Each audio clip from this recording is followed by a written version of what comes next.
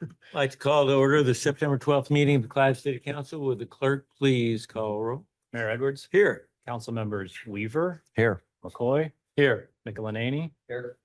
Fine, Here. and Susan is absent. Very good. If you all would rise and join us in the Pledge of Allegiance. I pledge allegiance to the flag of the United States of America and to the republic for which it stands, one nation, under God, indivisible, with liberty and justice for all. I know of no corrections to the agenda. For approval. Second. Motion is second on the agenda. Further discussion, all those in favor say aye. Aye. Opposed, nay. The agenda is approved. Next up, we have our citizens presentation. This is the opportunity for anyone to approach the council on an item that is not on the agenda. Do we have anyone in the chambers wishing to do so? Or anyone online? Pete, if you could check on that as well. We do not have anyone online, Your Honor. Very good. Just as a reminder, in all our proceedings, we follow the pillars of character counts.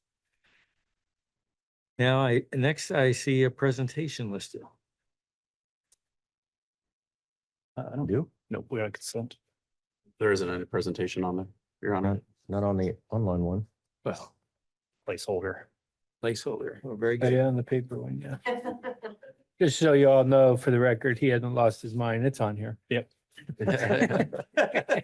Well, thank you, Mike. I'm sticking up for you, man. Help I can get. Moving on to consent. Brown noser. Motion to second on the consent item. Further discussion?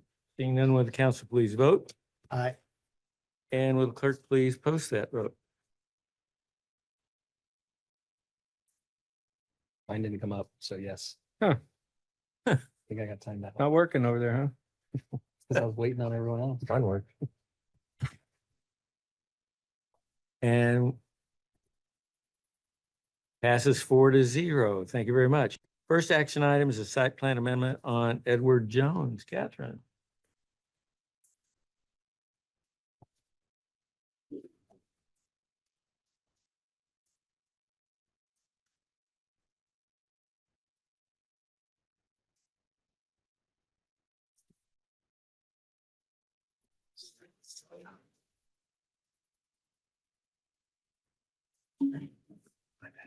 Yours.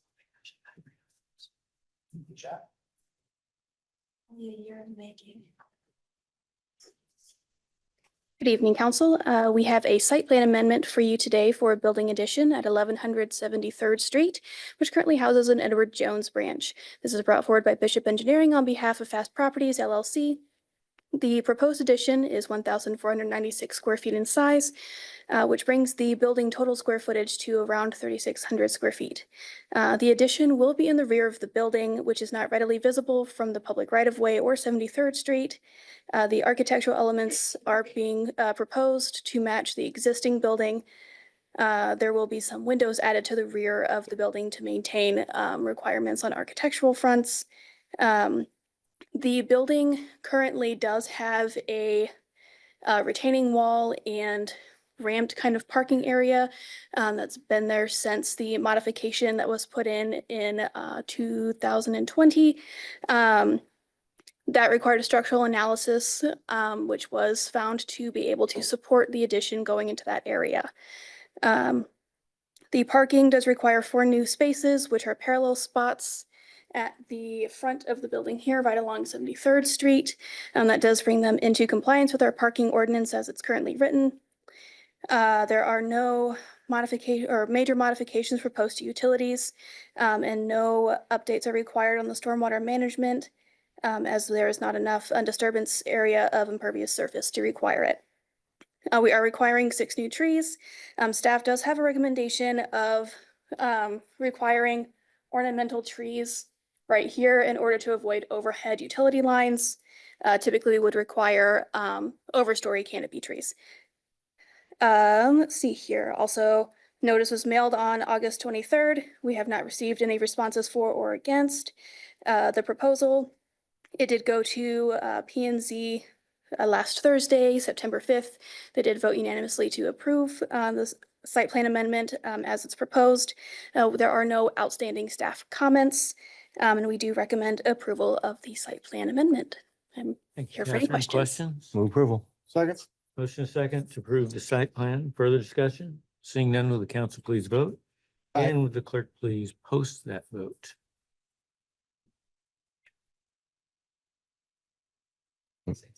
Yeah, did I time out? Seems like my system works better.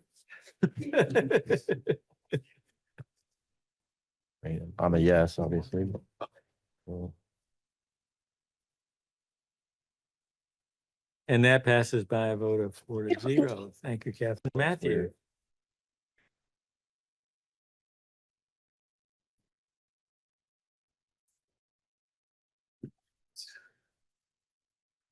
Okay, so tonight I've got 4 ordinance amendments for you.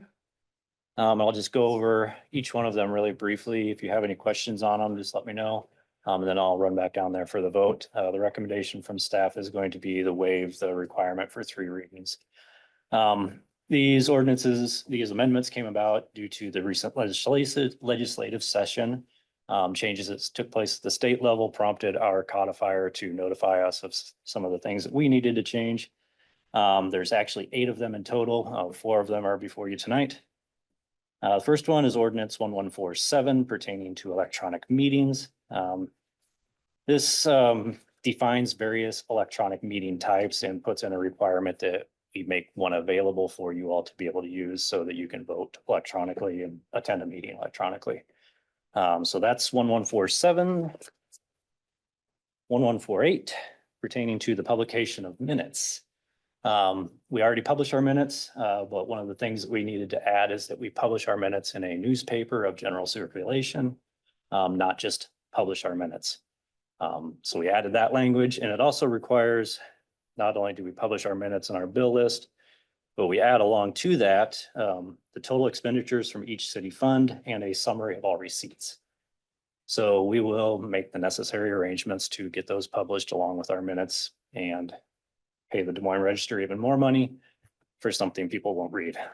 But I digress. To that point, though, there's been a bill that's been attempted up at the legislative, at the House to get rid of that, right? To be Yes. able to just publish. And so I did not remember this on our legislative push, but I do think we should be in favor of that, that we can publish them. Any more people are reading online, your website or any other things, more so than that, right? That newspaper that comes out, the Des Moines Register. So Yeah. We should Clerks push on that everywhere when we are can. in support of that as well. I know that there was some legislative changes that actually made it possible for cities that do not have a newspaper in general circulation in their areas. we? We do. Huh. Since we have one, we have to publish in it. So the issue did come up and there was legislation that was passed that accomplished what Matthew's describing there to give us a little bit more flexibility. It also got us out from some costs around, Traditionally, we have not paid for affidavits of publication. But we require that the newspaper provides us with one so that we can show our auditor that we did publish our minutes. They were going to start charging us for the affidavit of publication. So that got squelched, but now we have to publish additional things along with our minutes, so it's kind of a wash. But I digress again.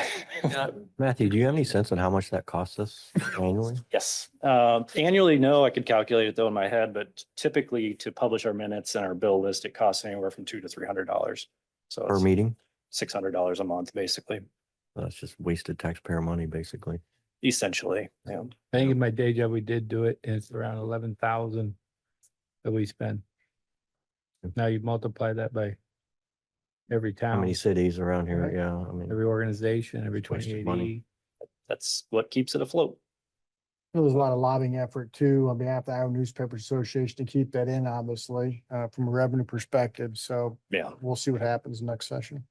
Now, was there not a provision to allow us to publish electronically if they didn't publish? I mean, that was the issue, wasn't it? That if they Yes. failed to publish, but we've put it out on Yes. the web, we're covered as far Yeah, as that was a notice, part of that bill. right? Yes, and that would have addressed what happened to us last year with Yeah. our publication for our budget, where they failed to publish it. Okay, just wanted to clarify that. So Thank you. yes, that is a perk that came out of this. The next one here, 1149 is pertaining to adult establishments. This aims to address nuisance related to those establishments by defining what an adult establishment is, establishing grounds for declaring a public safety nuisance, and providing for legal action to abate such nuisances. We debated whether we wanted to put this in or not, because we currently do not have any adult establishments.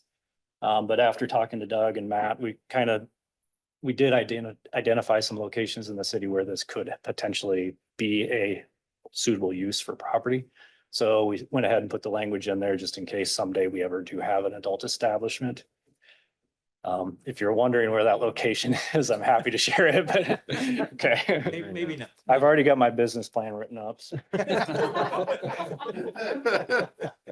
Ordinance 1150 pertaining to fire officials authority.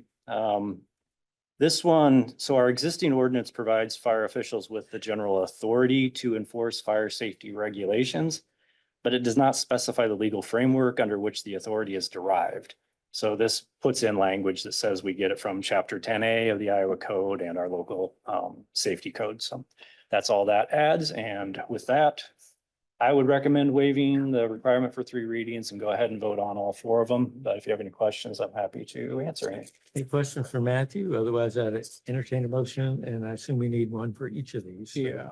Move that the rule requiring that an ordinance be considered and voted on for passage at 2 council meetings prior to this meeting be suspended with respect to ordinance number 1147. Second. Motion is second to waive the rules on 1147. Further discussion? Seeing none, would the council please vote? Aye. And will clerk post that vote?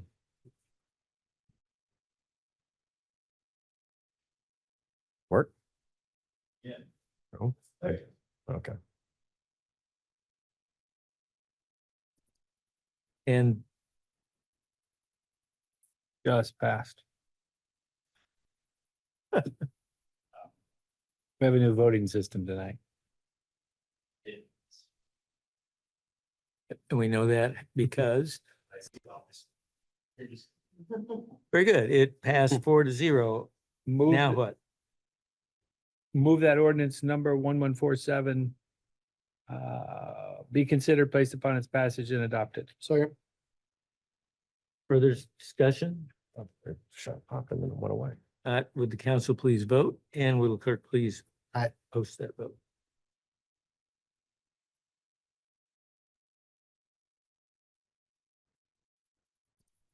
Hey, there we go. That passes 4-0. Ordinance number 1147 is declared been Little victories right enacted. now with the voting system. Little victories. Move take that it. the rule requiring that an ordinance be considered and voted on for passage at 2 council meetings prior to this meeting be suspended with respect to ordinance number 1148.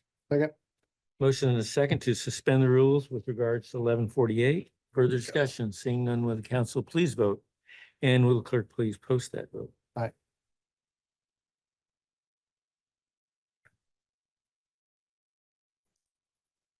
Rules are suspended by a vote of 4-0. Move that ordinance number 1148 be considered, placed upon its passage and adopted. Second. Motion and second on the ordinance. Further discussion, seeing none, will the council please vote? And will the clerk please post that vote? Aye. That passes by a vote of 4-0. Ordinance number 1148 is declared to have been enacted. Move that the rule requiring that an ordinance be considered and voted on for passage at 2 council meetings prior to this meeting be suspended with respect to ordinance number 1149. Second. Motion and second to waive the rules with regard to 1149. Further discussion, seeing none, would the council please vote? Aye. And will the clerk please post that vote? And that passes by a vote of 4-0. Move that ordinance number 1149 be considered, placed upon its passage and adopted. Motion is second on the ordinance. Further discussion, seeing none, will the council please vote? Aye. And will the clerk please post that vote? That passes by a vote of 4-0. Ordinance number 1149 is declared to have been enacted. Move that the rule requiring that an ordinance be considered and voted on for passage at 2 council meetings prior to this meeting be suspended with respect to ordinance number 1150. Motion is second to suspend the rules with regard to 1150. Further discussion, seeing none, will the council please vote? Aye. And will the clerk please post that vote? That passes by a vote of 4-0. Rules are suspended. Move that ordinance number 1150 be considered placed upon its passage and adopted. Motion is second on the ordinance. Further discussion? Would the council please vote? Aye. And will the clerk please post that vote? That come in? Clicked yes. Yeah, it says already cast a vote. Yes.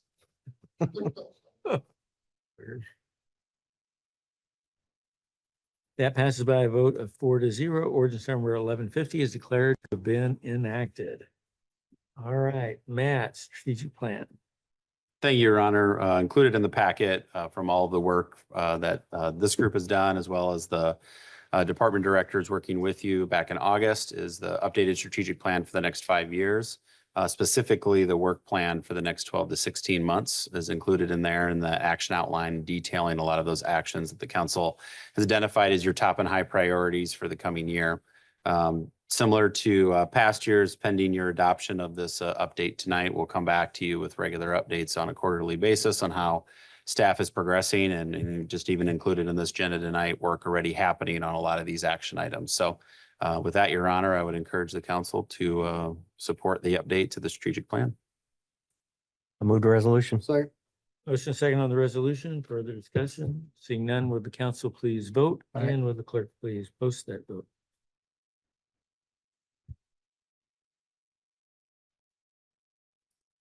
That passes 4-0. Mhm. I got it. I declared it. Getting punchy with the buttons. All right, Matt, what about Dallas County? In your packet tonight is a resolution supporting the referendum that is on the ballot in Dallas County to increase the Board of Supervisors from 3 to 5 members.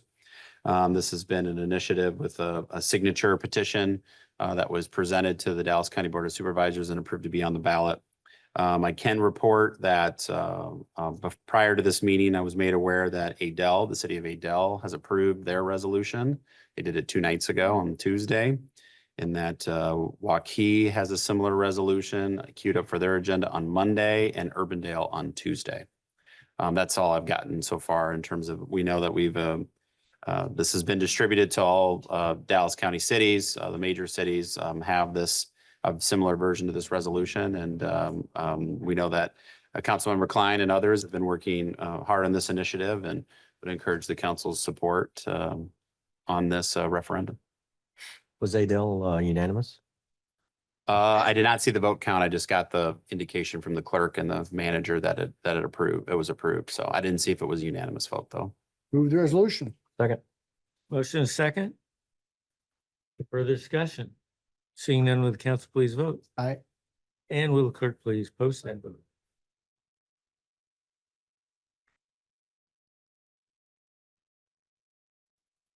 And that passes by a vote of 4-0. Liz. Good evening, Mayor and City Council. We've been really busy working on our borrowing for the TIF Capital Improvement Plan projects for this fiscal year. This action will approve the intent to enter into an agreement, and the resolution gives us authority to do so. The memo does include a list of capital improvement projects seeking this funding for this year. This action will begin the sale of the bonds. Do I have any questions that I can answer for you? So all you're asking for tonight is set the public hearing, correct? That's correct. I'd entertain that I'll resolution. move the resolution setting public hearing for September 26, 2024 at 6 p.m. Second. We do have a motion and a second. Further discussion? Seeing none, will the council please vote? Aye. And will clerk please post that vote? Yeah, it's weird. And that passes by a vote of 4-0. Matt. Thank you, Your Honor. Passing around some diagrams of kind of the existing conditions and proposed conceptual floor plan for this building. One thing, joking aside, that, now that you have a new voting system, I guess we need to put a new council chambers in place too, so you can vote in it. So then I thought Matthew would appreciate that. Shiny room. So one of the council's strategic priorities for the last couple of years, and is included in the strategic plan update that you just adopted, was looking at enhancing the safety and the work environment for both staff and the public in this building. There has been quite a bit of deferred maintenance and choices not made here in the short term with this building, knowing that there was a desire from the council to looking at enhancement and having this be the short to medium term home for the city hall and the library. And so what we have before you tonight is we're going to walk through some design work that's been happening over the last number of months with OPN Architects that was selected as part of our design team, and then DCI as our construction manager. And Sidekick Development as a part of DCI's contracted work in this kind of pre-design or pre-construction phase of this project. What you're going to hear tonight is we're going to go through, the OPN team has kind of a fly through of the building to show what you see kind of on the floor plan looks like in a rendering, basically. And what we're trying to accomplish is a number of things, safety being first and foremost, and also managing a number of the accesses that this building has. Of course, it's had 4 public accesses over its years. One of those accesses was removed during the pandemic, and we converted this access, which is now open during council meetings, but closed during the day, where most of that traffic is now going through the library. We still continue to have 2 public accesses down in the lower level for both the city hall and community development connections in the building. And so one main thing you're going to see with these security enhancements is how do we kind of better manage access control of the facility and provide for a more secure corridor along in this facility for staff to traverse both levels. Of course, we're in a unique building here in City Hall, with it being basically 2 buildings essentially put together on 2 different levels. And the way it was constructed, where this, originally this part of the building wasn't even here before the city acquired it and filled it in when we did the library modifications a number of years ago, 2 decades ago now. And so it generates some inherent challenges with when you're trying to look at a substantial remodel and address some of the security and access issues. But at the same point in time, we have a number of deferred maintenance items with this building that we want to look at addressing, particularly with some of our restrooms and where they're located, and also some challenges we've had with some of the piping in those restrooms over the years. Also, this building has 24 rooftop units on top of it, which makes for a lot of different zoning of this facility in terms of HVAC. And what you're going to see tonight is we're going to talk through a little bit of some choices we have as a city and as an owner of this building, of if it truly we're looking at maybe hopefully a 15-year horizon of making investments at this building at minimum, are there some choices that we can make on the front end related to the mechanicals that make sense for the city as an owner of this building, versus budgeting like we do now for 2 basically rooftop units to fail or be replaced every year, or at least 1 unit every year? Is the savings from that we'll see over the long term make sense to make us perhaps a smarter investment as a part of the big remodel project? So that is one thing when you look at, as we get into the cost estimates, that you'll see that there's a pretty significant variance between what we talked about in 2021, where we really weren't changing anything in terms of the rooftop units. We were looking at changing the ductwork with the modifications, versus just having put this question out there of whether or not it makes sense to make a bigger modification to the mechanicals and the electrical for this building.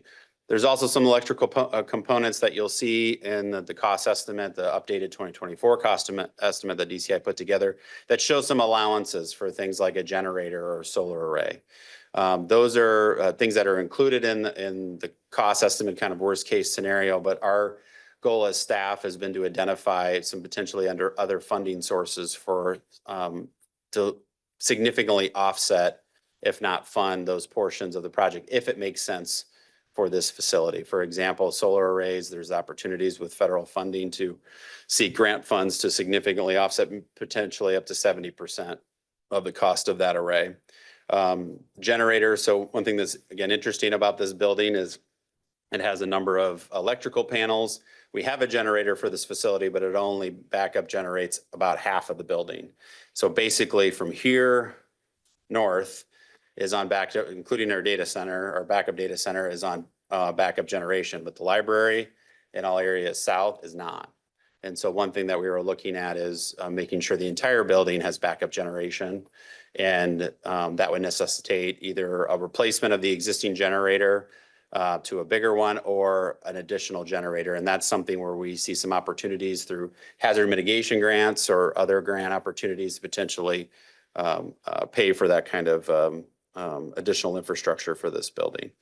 So there's just a lot of, there's still a lot of big questions that we're working through as a team, but we're kind of at a point now where we really wanted to, particularly with the design, to show you kind of where we're at and some choices because of the costs, updated cost estimates with those bigger mechanical and electrical considerations that we wanted to bring before you.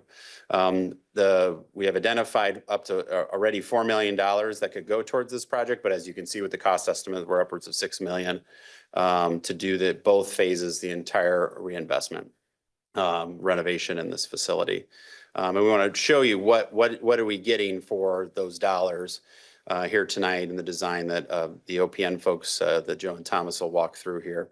And we also have the DCI folks here as well, just to talk through any questions you might have on some of the cost estimates that we included. Just to clarify real quick, you mentioned those allowances, those are in the 6.3. Yes, they're in there. Yep, they're included in that 6.3 million. You kind of see them towards the end where it says solar allowance and it says generator Just want allowance. to make sure those weren't like excluded because of future, grant. No, they're not excluded. We wanted to show you kind of the worst case scenario and then work our way back. Set the expectations or best case scenario. Yeah. And I can even tell you on the solar piece, and we'll talk about that. That number has already come down in terms of how much room we have on this roof. And also a lot of that is really good. If we were to do solar, need to be focused on the north end because we have so much tree coverage on the south end. And the team will talk about that tonight, but that is included in the numbers that you see. What was the other thing I wanted to make sure I mentioned? So we have 4 million secured. We're looking upwards of 6 million. What I want you to have in mind tonight is what I would like to, and we'll wrap this up at the end too, and I'll come back with the same question is, I think we have an opportunity to move the upper level renovations of this project forward. We have the 4 million secured to be able to do that, and that the cost, at least projected cost for that renovation of this upper level is less than that. It gives us an opportunity to start renovating significantly the public spaces. So this council chambers area that would also be served as a multi-purpose room for the library adjacencies. Again, we're not renovating the kind of front of house of the library, but the transition zone between the circulation desk and staff areas is something that we're looking at along with the entrances in terms of how those would change a little bit to create a better experience. The restroom facilities are also an expensive part of this project. We have restroom facilities that are in the back office areas of both levels of this building with very limited, truly public restroom access that's separated from the secure area of the building.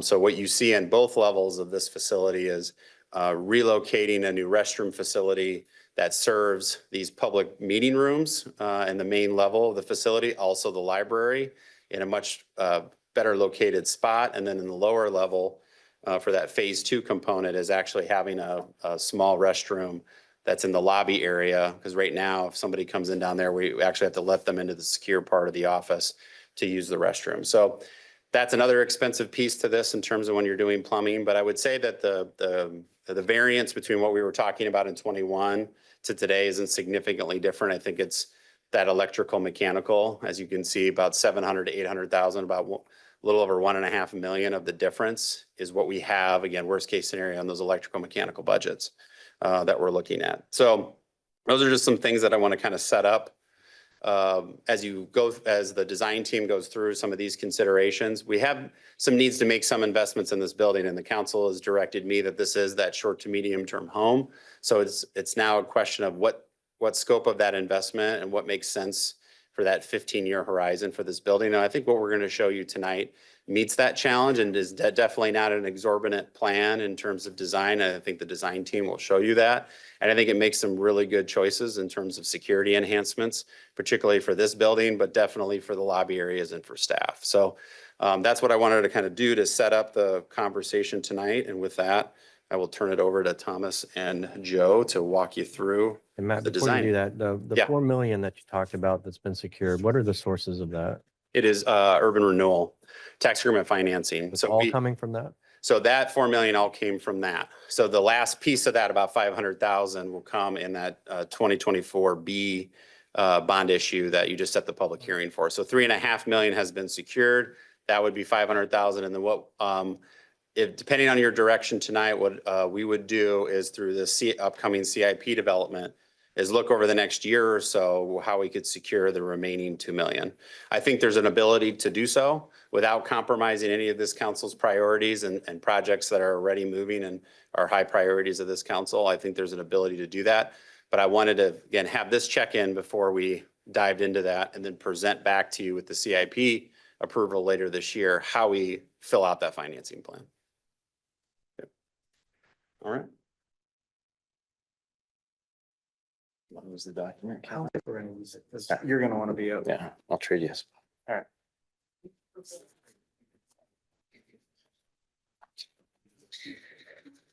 Evening, Mayor, Council, staff. I've been meeting with quite a few of you recently. We're excited to share kind of the design opportunities for this building.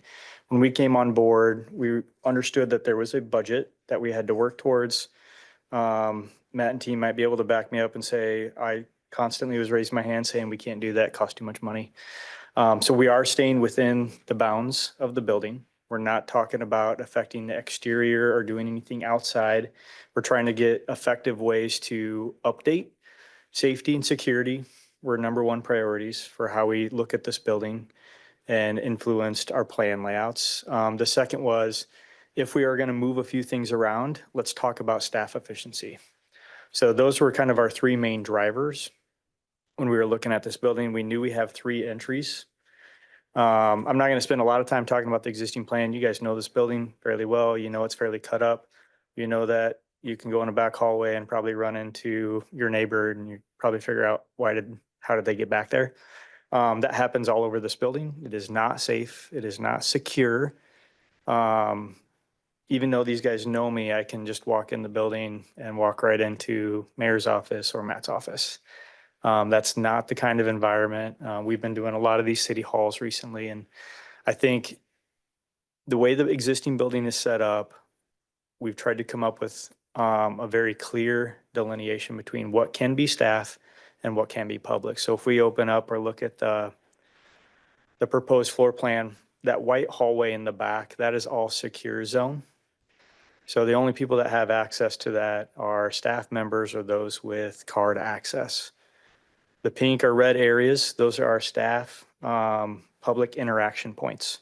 So if you're coming in now, whether it's community development, even if you're wanting to meet with the chamber, we're trying to get a meeting with Matt, want to talk to a code official, all of that happens right up front.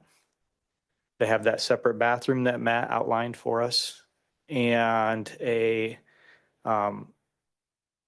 conference room that can be used by both a staff member that can come and meet them in a secure zone, card read, and a member from the public. And they can do that up front without having to bring individuals into the back of house area. So you'll see that instance happen on the city hall side. You'll also see a very similar one potentially happen on the library side. You look up there. So the other main components, we plan on using all 3 entrances, but reconnecting. So the city council, the chamber's entrance that we all kind of came in this evening would connect back to the library entrance so that the library now has a little bit better line of sight during the day to what in theory can also be a activity or multi-purpose room. So the council chambers right now is kind of a one use only. So we have this fairly large space within the building that can only be used for one purpose. So if we're going to redo it, why not think of a way that we can get more use out of it instead of being used, twice a month for council meetings and then P&Z and others. So the opportunity for the library leisure services to be able to use that for other things was also one of our drivers for this new floor plan, as well as some of the things Matt identified, getting restrooms that the public want to use on the public side. and separate and identifiable staff restrooms on the staff side. On those public restrooms, will there be a subset that are like kind of family friendly or have like a baby? So the beauty of our approach on this was to do 4 individual, we'll call them unisex restrooms. They will have the opportunity to do everything from assisted changing tables, so full-size changing tables. So whether or not you come here with a kid, you know, if a mother's kind of used to library and needs to find a place, opportunity to take a moment, they can do that in these restrooms, but they're individual restrooms. And there's 4 of them. Well, are they all the same then? Yeah, So they're all unisex, all the same then, right? correct. Yeah, and one of our thoughts behind that is, you know, seeing how the library operates, it's a lot of times it's families, young families, and the mom wants to go or the parent wants to go with the child. And so we thought, well, if that is the regular use, let's do the individual restrooms where then the family can go in there, lock the door and, you know, have that versus trying to manage it in the bigger restrooms. So we thought that would be more akin to the family use of the library. And if we were redoing things, it would make more sense. Yeah, with 2 little kids, I can attest that that's. You can keep them contained. Family adventure. Yeah, they don't crawl under the stalls and put their hands on all sorts of other stuff. But yeah, I think that approach, and we did that from the staff side too. So you'll see 2 individual staff restrooms that are independent and separate from the public restrooms. So right now they share the same space. They share the same restrooms. And again, not likely the most safest of environments, especially on the city side. Right now, they have to bring them back a house. So we've moved 1 unisex restroom up to front of house so that the public would be able to use it. Floor plans are not as much fun to talk about and see as the rendered. So maybe unless there's questions on the plan itself, maybe we can jump in there. One other thing that I wanted to point out too with looking at these opportunities, as you can see, the lower level, we're not changing things drastically in terms of our offices layout, but we are trying to find a little bit more efficiencies in that center core space. The way it is chopped up today and the way the front desk interacts. And you're going to see this a lot better in the fly through in terms of a much better kind of reception experience and a safer experience for both the public and the staff.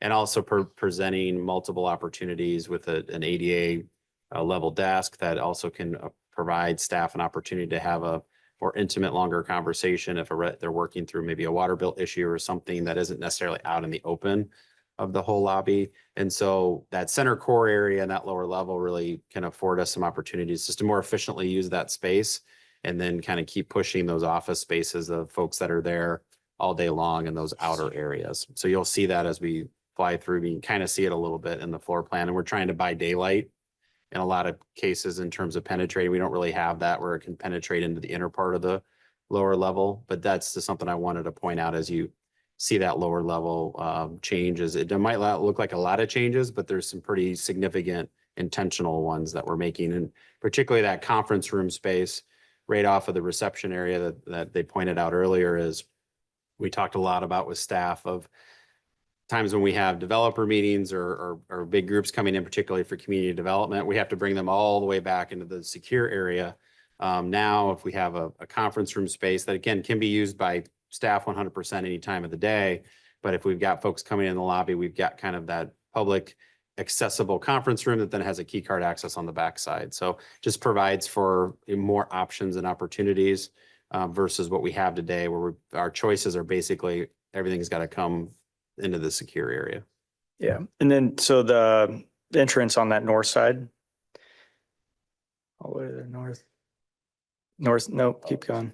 That's now our staff entry. So in theory, all staff can enter the building.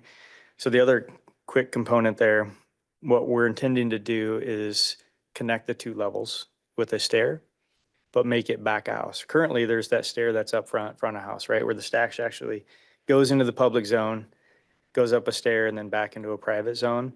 Our intent is to remove that connection at that point and actually push it back and to be in the staff zone.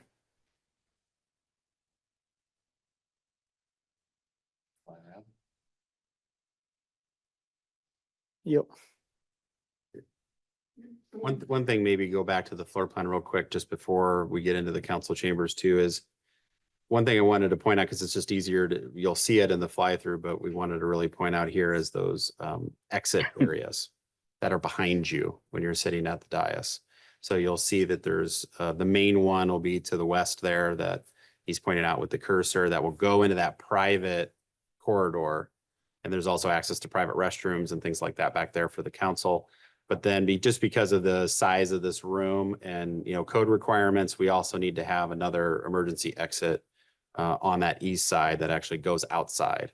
So there's actually two exits, immediate exits, one that stays within the building and one that exits outside of the building.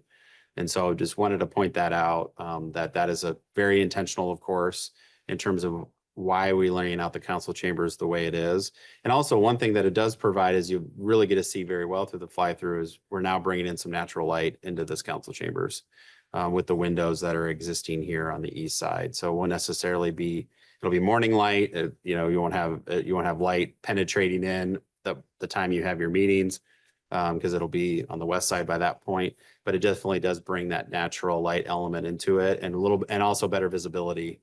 You'll see that with a lot of intentional choices that were made with the council chambers is giving you all, law enforcement, everybody better visibility to what's happening in the room, in the corridor outside of the room, and even what's happening out in the parking lot.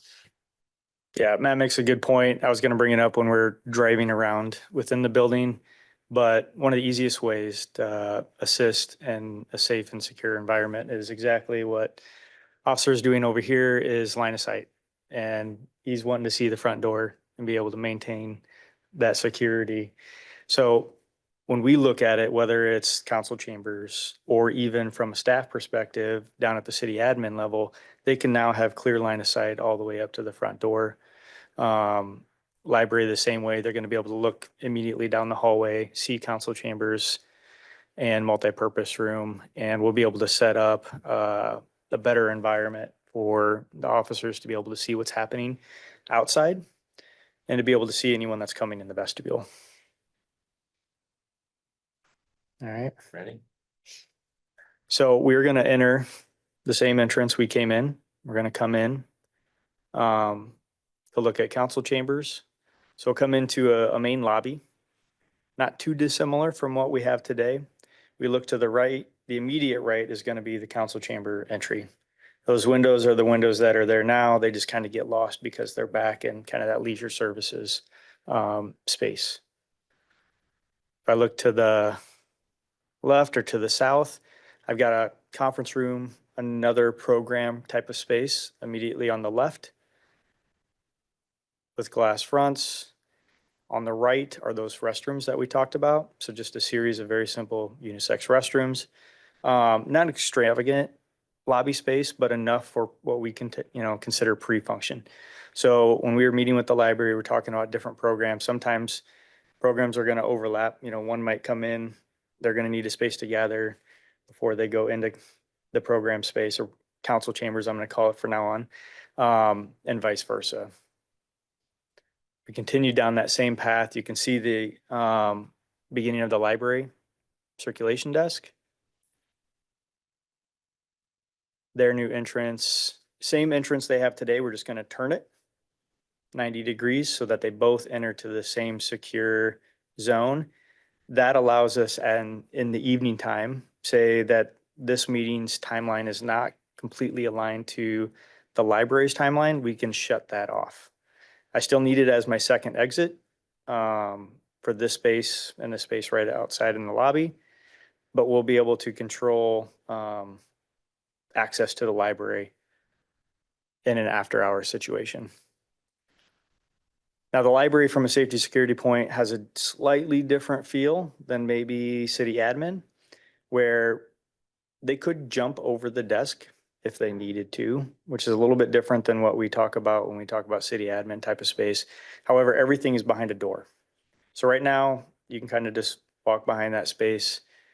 What we're proposing is that we'd have egress doors, card red, for staff to be able to use, both leisure services and library staff on this new kind of circulation desk.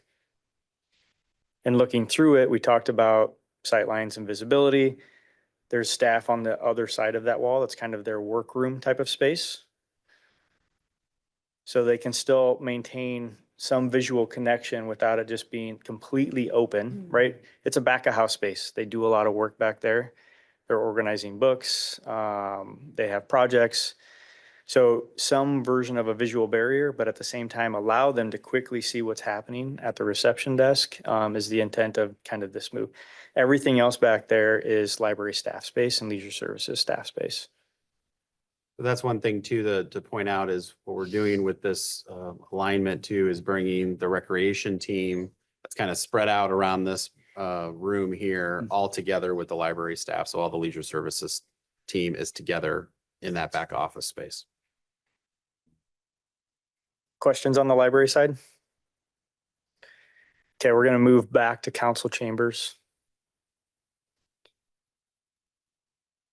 So we're proposing for finishes in general, some new tile, just to make everything cohesive, because by the time we rip stuff up, ultimately gonna have to put down a new floor, but a simple tile floor, carpet in the council chambers, everything else outside of some of those glass elements you're seeing, again, for visibility, drywall, hollow metal frames.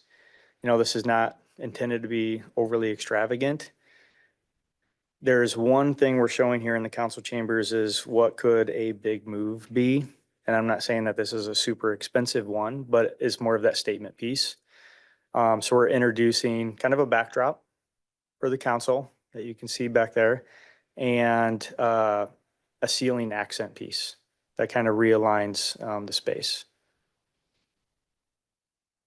This council chambers, as set up with seats, easily holds about 100 people, so obviously more than we probably need.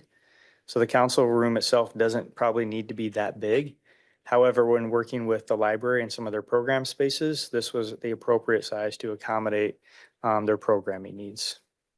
And as Matt pointed out, those two kind of wing walls, they're closed. So when there's a program going on within the space, everything from the dais back is technically off limits. Approximately how much percentage wise bigger will this be compared to this room? Do you know? More than twice. Yeah. It's at least twice as big. All right. Okay. How does that compare with the current community room next door? Bigger. So once I, obviously you think about Putting the two rooms combining, together, basically. And I think a big thing with this room too is there's a lot of dead wasted space because of the shape of it. Now you're squaring off the whole room, which gives you a lot more efficiency in terms of both for programming and for meetings. And I would say too, one thing we were thinking a lot about is the tech, the AV, the screens in the room, of how we can set this up as council chambers, library programming, but also community meetings. Having that flexibility in this space was very, very important, at least we felt. So in terms of where the dais is at, we're showing it off to the side there, to the left of the dais as you're looking at it right there. You know, likely to the right of the dais, you'd have a law enforcement who has that visibility down the front door and down the corridor in terms of where they could be positioned. And we would have the city clerk up at the dais on the one end, managing the technology right next to the. So we're trying to make some choices to get things out of the room, like how all this sticks out into the space. How can we get that out of there and more behind the dais, so then the room has ultimate flexibility for different uses?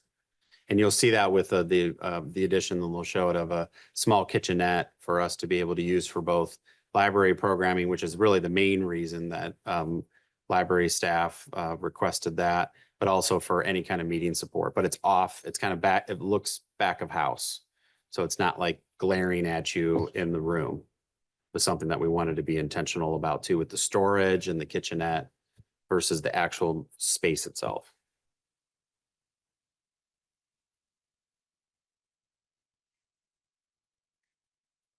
Question. So for example, that the storage that they're showing in the room is where all the tables and chairs would be there to be easily be rolled out for just transition to library programming. And then you have two kind of back of house doors, one there that you can see, and then one behind the council dais that gets you to that back corridor. So on those on those chairs right there, Matt, these are relatively new. Are you advocating buying new chairs then, or utilizing the current chairs? I mean, we can utilize the current chairs and see out their useful lives, yeah, that's definitely a choice we can make. We will want to look at, the question would be is these aren't on rollers. Right. And so the tables that we would want to do, particularly the nesting tables to maximize, like kind of like what we have at public safety in the storage room is you definitely want to do some nesting tables with rollers to have that flexibility. And I would say that would be a choice or something we want to consider in the furniture and fixtures budget of whether or not we want to go to rolling chairs to go with those rolling tables.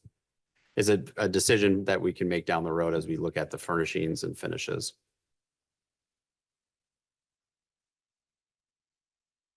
I personally think how we have the training room chairs in the public safety building. Those have been pretty nice for those meetings and comfortable for longer meetings.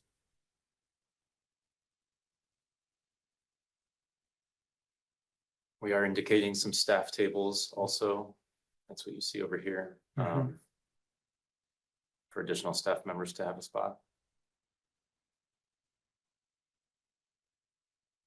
I think just the introduction to some daylighting and there will be a major benefit. If you're questioning like, why is the ceiling the way it is? There's some really weird, unique stuff that we are trying to deal with in the ceiling to hide. There's some additional bulkheads and steel. This column is the one you see in there right now. This one's in a back of house area now, now within a wall, but this is one that would be the one that's kind of poking space. But there's some odd, when they made the connections to these buildings, there's additional steel lintels and headers. And so we're playing with some weird odd ceiling heights to accommodate some of the stuff that's going on above the ceiling, which is why you see maybe some different planes of ceiling going Gives on it some here. character. Yeah. And the ceiling treatment is, again, something we have a choice on too. I know the team has some kind of couple different versions. It's not a huge difference when it comes to cost, but it definitely provides different looks. You know, plain white ceiling versus using the wood elements that you see here. One thing that we've talked about at a staff level is we've been saving and harvesting some walnut trees that have had to come down in terms of maybe reclaiming some of that wood to incorporate in the dais or even the ceiling treatment or even that background space is to kind of, again, embrace the brand, the Greenbelt brand and the Distinct by Nature brand that we have. And how does that get incorporated into this? If you've been to Johnston City Hall, they did something very similar where and actually OPM worked on that, is the trees that were taken down from the site were reincorporated into the lobby area, if you've been in Johnston City Hall. Just a quick AV question. You've got monitors on the wall and then you've got windows. Planning on window treatments? Yeah, we'll have to do roller shades.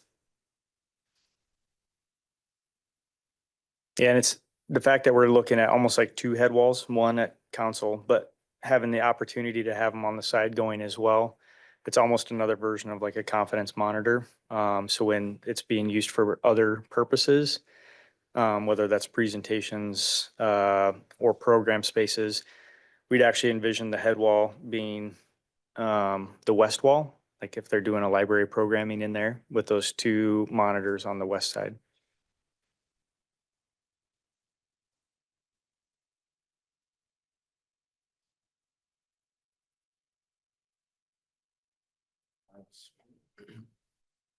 You want to take it through back of house? Yep. So if we are taking that back door, it's going to lead into that secure corridor. That's that stair. This is where we have break room and additional conference room.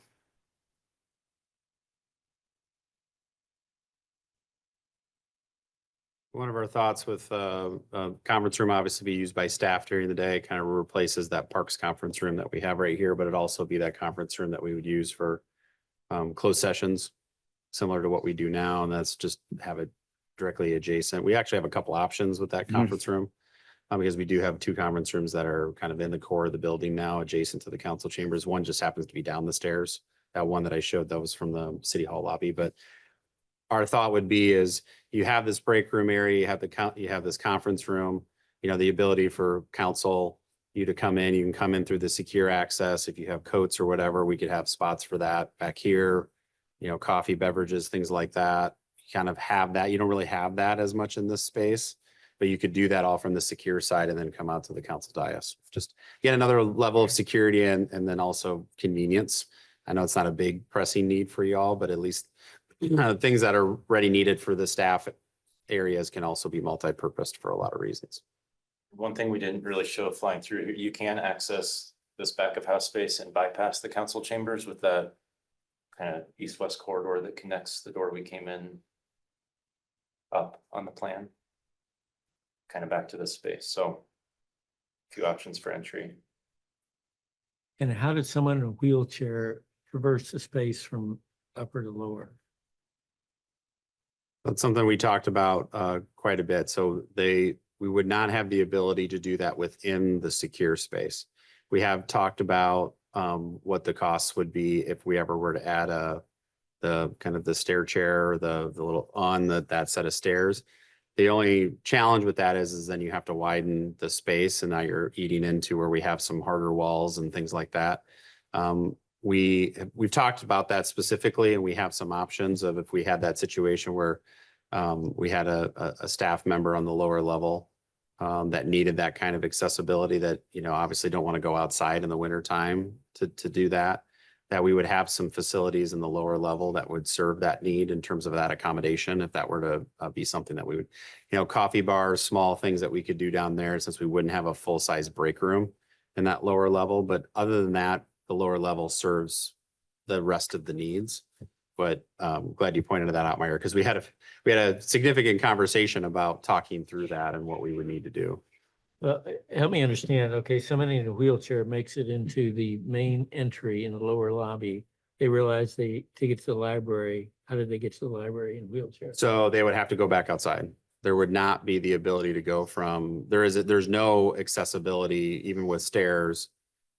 Again, other than taking them into the back secure area, but from that lower public lobby, if somebody comes into City Hall, they would have to go back outside to go to the library. Yeah, we hope to accomplish a library patron coming to the wrong entrance. We've talked about, how we deal with signage now, because we have kind of three entrances. What do we want to do from making sure people that are coming to the building that know which entry to go to? And Mayor, I would tell you that that's actually what we do today. If somebody comes in and meant to go to the library, we advise them to go outside, and we do not take them through the secure area to the library. Yeah, we showed in Matt's defense, I quickly blew up his budget by showing a version that A very, very long ramp a very long ramp through this whole corridor. that we had to basically kind of extend the building out or kill half of a large chunk of the conference room, or this space, I should say. But this doesn't create any ADA issues, right? No, you're meeting ADA. There's duplicate services for any of the staff needs. That's why there's restrooms on multiple levels for both staff, whether they're on the lower level or the upper level, as well as like the potential for break room. Everything else is duplicated. So in theory, it's just not convenient, and I would rather find a way to make it happen within the building. Just living within our current footprint, it's a very expensive update.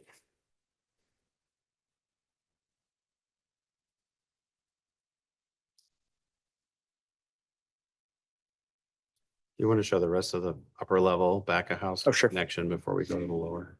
Yeah, so this is that back house. Right now we're traveling south. As we talk, there's IT to our right, and we're trying to maintain that current location just to save some dollars. So we don't have to move server racks and some of the fiber lines. That would be the one shared break room for the whole building. So we wanted to try to locate it more in the middle between the two staff areas. This is that door back out to the lobby. Now you're headed to the back Yep, of two restrooms to your left, library. storage room to your right. Or storage. And right now, what we're showing, at least in plan, is this is workspace. So everything you're seeing on plan, those little kind of cubes, those are all the staff spaces. for both library and leisure services. As Matt was saying, now we can get them all together in one home. And that exit door, is that an emergency exit? Yep. And is there a patio out there? We're leaving it as it is. We're not going to change Small anything. concrete patio that. A very loud, Interstate noise. a very loud patio space. Yes. One thing that we've kicked around, and we have the Dennis Snyder Memorial patio area. That would now be a staff-only entrance. Again, we're not proposing it in these renovations, but there's a thought of, could you re-envision that space, but we still want to obviously respect the donation that's there with the fountain. The fountain has been a challenge to maintain, and so it may be time to rethink how that's laid out, but we want to, there was a whole effort that, the mayor probably remembers related to that garden area when Dennis Snyder passed away and the donations that came as a result of that. But that could be a very much a kind of staff patio area, if that is a staff-only entrance back there. But again, it wasn't something we're necessarily, concerned with at the moment in terms of the renovations, but something that could be done after the fact. So to your point previously, someone in theory could jump the circulation desk and then I didn't see a door that would restrict someone from getting to this whole back secure area. Is that correct? They'd have to go through obviously all the library staff, but Right, yes, but there's no door, there's nothing that correct. secures that. Not right now. We've talked about, we can easily add a door and then add another card read situation, but with, break room location, a few others we talked about, just another door that's probably going to get left propped open most of the time. But if we really want to take it to that level, it'd be fairly easy to add.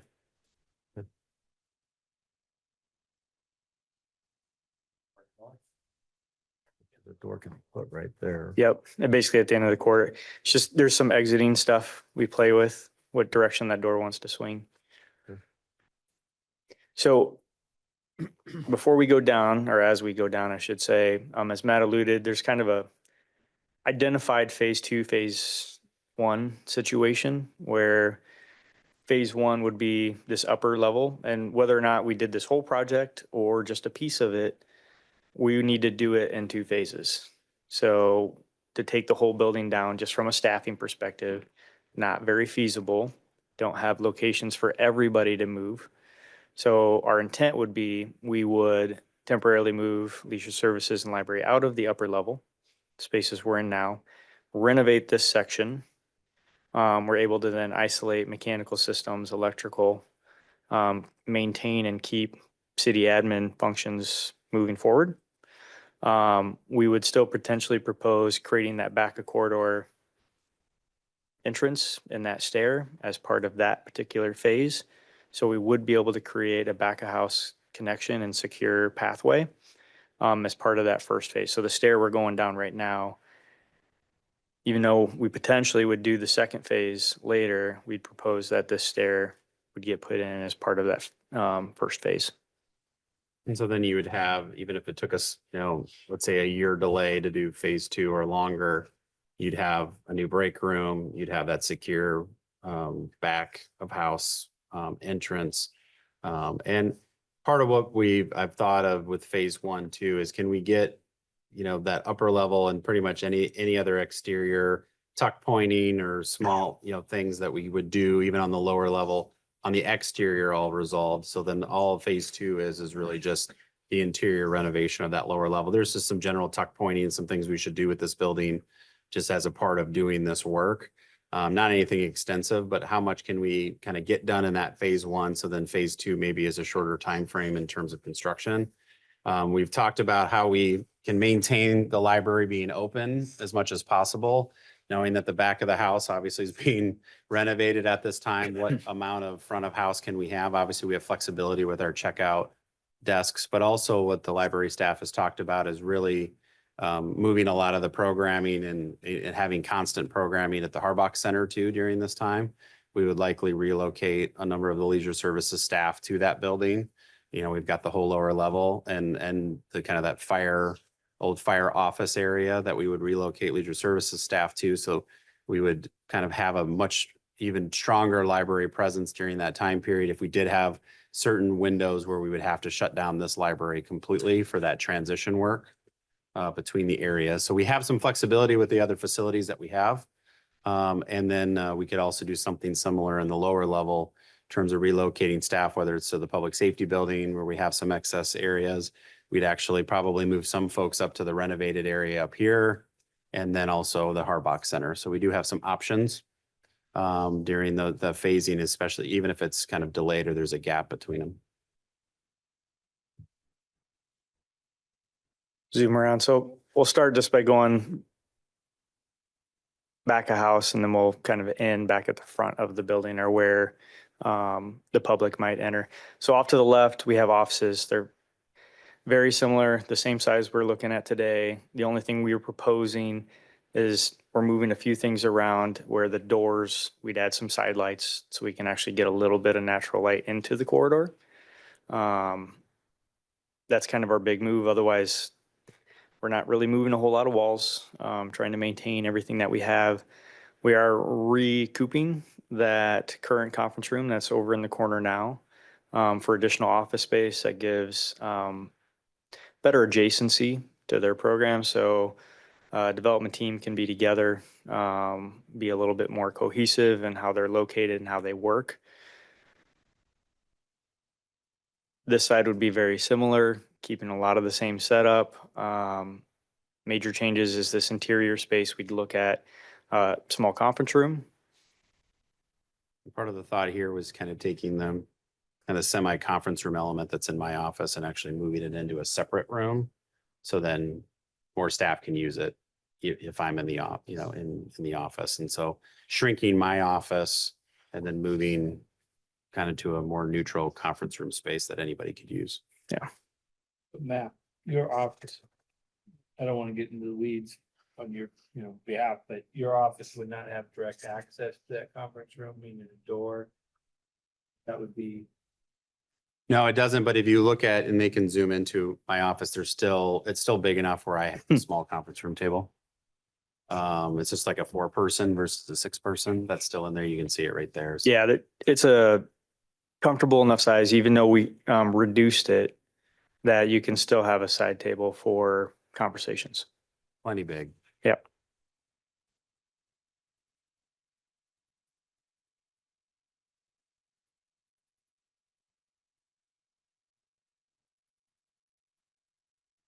The big change here is really this reception transition, reception zone.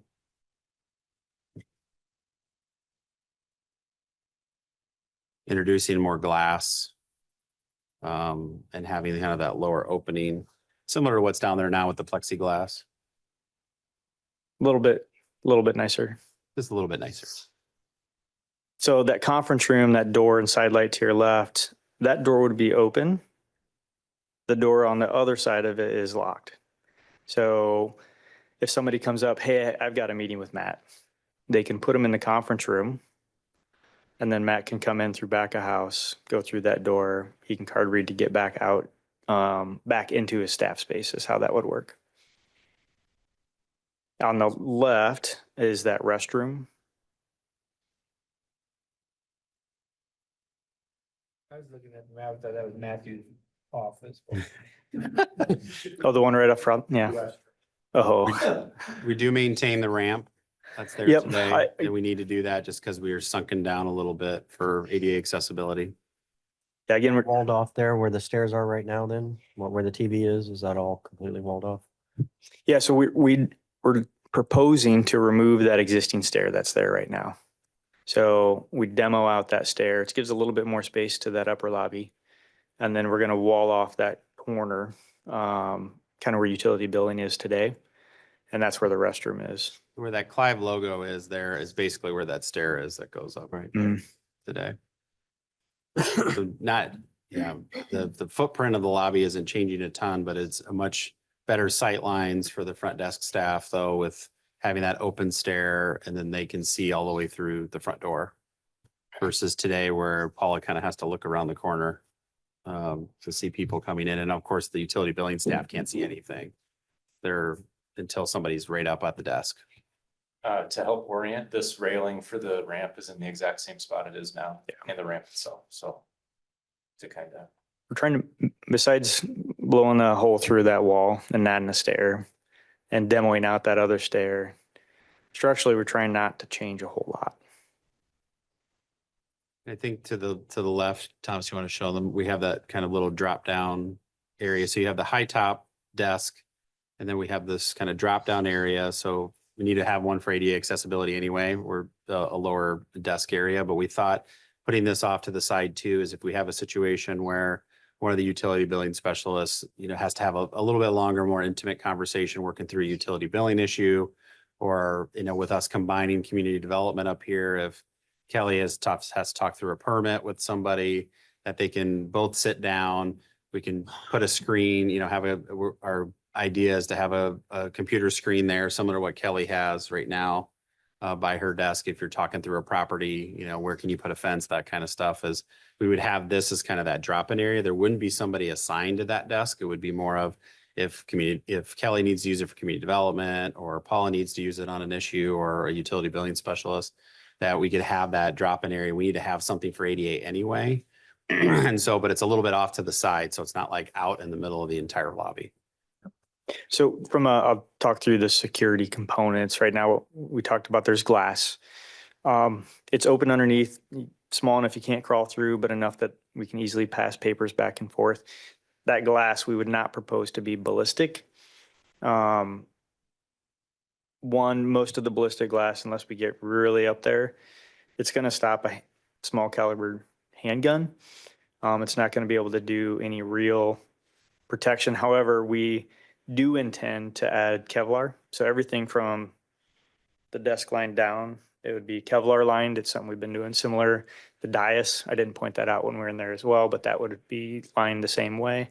So that in an instance, say you didn't catch him, you didn't see him coming, the hope is you can see him coming with the sight lines. If you don't, there's an opportunity to get down. Glass, ballistic, this isn't a police station, so we didn't go so far as, talking through a microphone. We didn't feel that that's the customer service feel or vibe that the city wanted to have with its public. So that's why we kind of went this route. But that's kind of the level of safety that we would intend at this interaction point.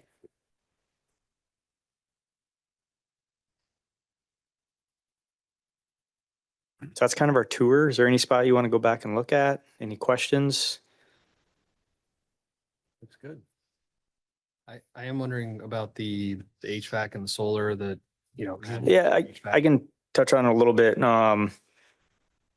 We did it's called a helioscope. I won't go into a whole bunch of technical terms, but we've looked at the roof, we've looked at your trees, we've looked at everything else. Originally, at least in the budget as it stands, they've held like $250,000. What we'd propose, we don't think there's not enough roof to do it.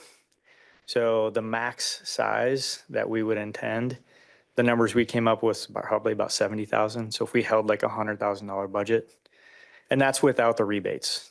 So that's like roughly a 20 to 25 kilowatt system. 48K. Yeah, 48 kW is what we would propose. And right now it's pricing about 70,000. That's without incentives. So at the end of the day, assuming we can still apply and get those, it'd be close to like a $50,000 mark. So that's what we're saying. Let's be comfortable, take that 250, move it to 100, and let's see what we can get. Get a little bit more diligent about, that was just looking at a roof plan. We had the conversations, as Matt alluded to, with how many units are up there.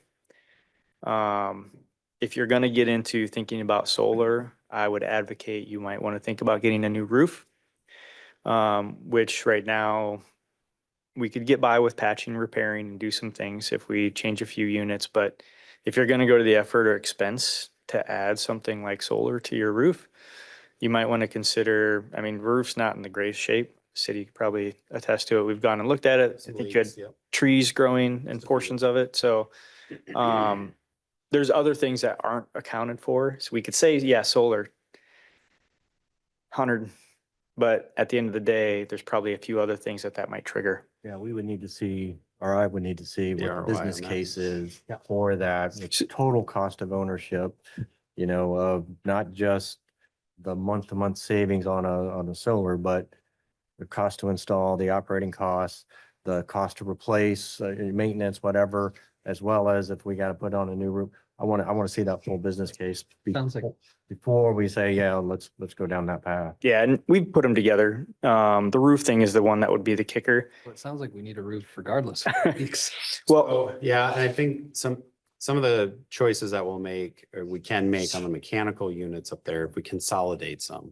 Yeah. For example, to a bigger unit, but less of them, you know, then we're gonna have to probably do quite a bit of roof patching anyway to take out the rooftop units and the penetrations that are there today.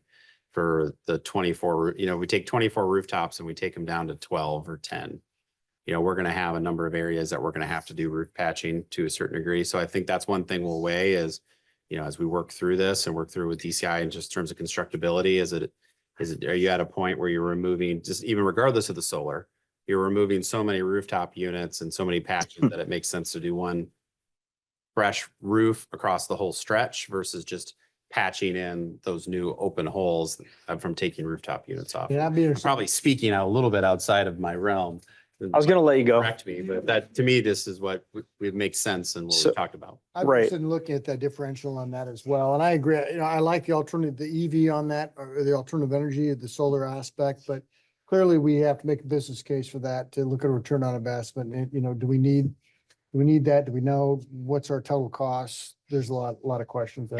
And I think we need to make that case to you too, just even on the mechanical, even regardless of the solar on the mechanical choice, Yeah. right? No Is doubt. if it makes sense to consolidate, which we think it does, and we're working with Mid-American, Willdan, and starting to estimate what would the energy savings be for a more efficient unit. If you're looking at a 15-year life, you know, minimum of the building and those units last 15 years, you know, are those the right choices, right?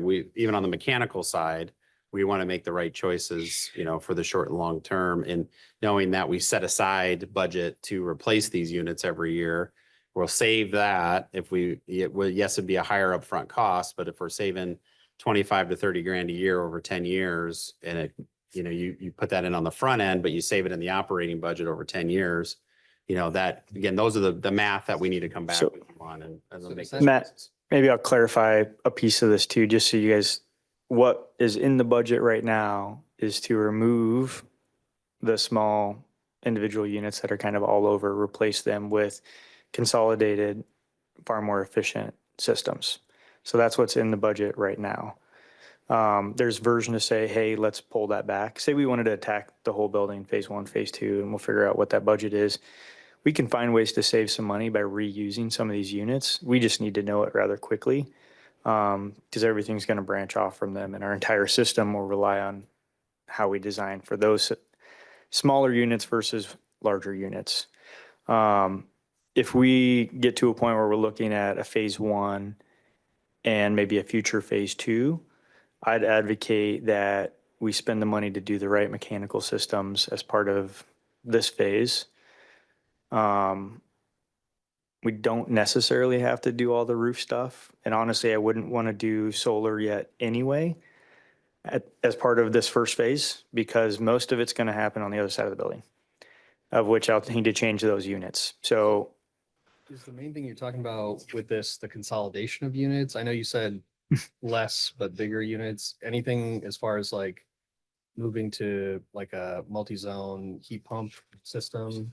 So we looked into, there's a lot of really good incentives with some really good paybacks for things like geothermal. Unfortunately, we have looked at the site. We investigated a lot of different versions. We've had our mechanical team look at it. We don't have the capacity and tonnage available to us to do geothermal. But yeah, but we're going to look at individual like VAVs versus like, right now, we might have one unit throwing heat into a space, and there's a thermostat shared in a similar space that's right next door asking for cooling. We're just very inefficient of how this building's currently This room being is an run. Example of that with this lobby. Right. There's 3 units, I think, trying to run this and that. And they're somewhat in conflict at times where it's trying to heat one and cool another. So we're trying to get to a more, that's where I was saying, if I were to advocate for anything, I said, at least for this upper level, to advocate for. Just to clarify, I wasn't thinking ground source loops or anything. I was thinking more air source heat pumps. Yeah, like I think what we have, Version that we. yeah, we looked at some air to air versions as well. And that's kind of what we're talking about pricing out. So, you Less know, than 10-year pay. they're less than a 10-year payback on most of this stuff. Yeah, 5 to 7 years on some of them. Well, that's what I was thinking. A lot of times you can use that consolidated unit, but it still allows for multi-zone because of that. Correct. We'd be able to zone it. Absolutely. And that's basically what we did at Public Safety Building. Yep. Those units there. And The DOAS unit does a lot of that exchanging. yeah, the paybacks on that upgraded system is going to be in that 10 years or less. In general, right now, from a solar perspective, it's about a 7 to 8 year payback that we're seeing across the board. Most of the projects we're pricing right now that have been putting solar on them are well within that range. Now that we're able to take the incentives that come alongside, the systems that we're specifying are 25-year warranties. The first thing that usually goes bad is the inverters, and they have like a 12-year warranty. So what we've shown when we put together these cost budget analysis, I'm going to pretend it goes bad the day the warranty's up, right? And you build that into a budget and assume that's part of your payback system. It's still going to pay back what we're finding as long as we have the money up front for it in that 7 to 8 years. The problem is it's the equivalent of like 3 or 4 houses worth of solar. So we're not talking like it's going to make a major dent in our energy use on this building. It's not going to be the scale of the array we have on the Public Safety Building where you got 40,000 square feet. Yep. Almost, not quite that much, but 35,000 square feet of array up there. Just don't have the roof exposure here. But again, with the federal opportunities in terms of, you know, being able to get direct payment on some of that, the equation is different than it was 3 or 4 years ago.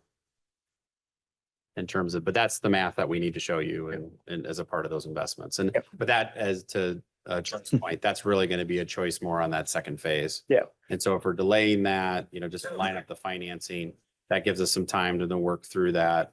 Because it would come, I mean, the earliest that we would be able to do phase 2 to line up the financing, and in my opinion, wouldn't be this winter. So the idea would be to do phase 1 this winter.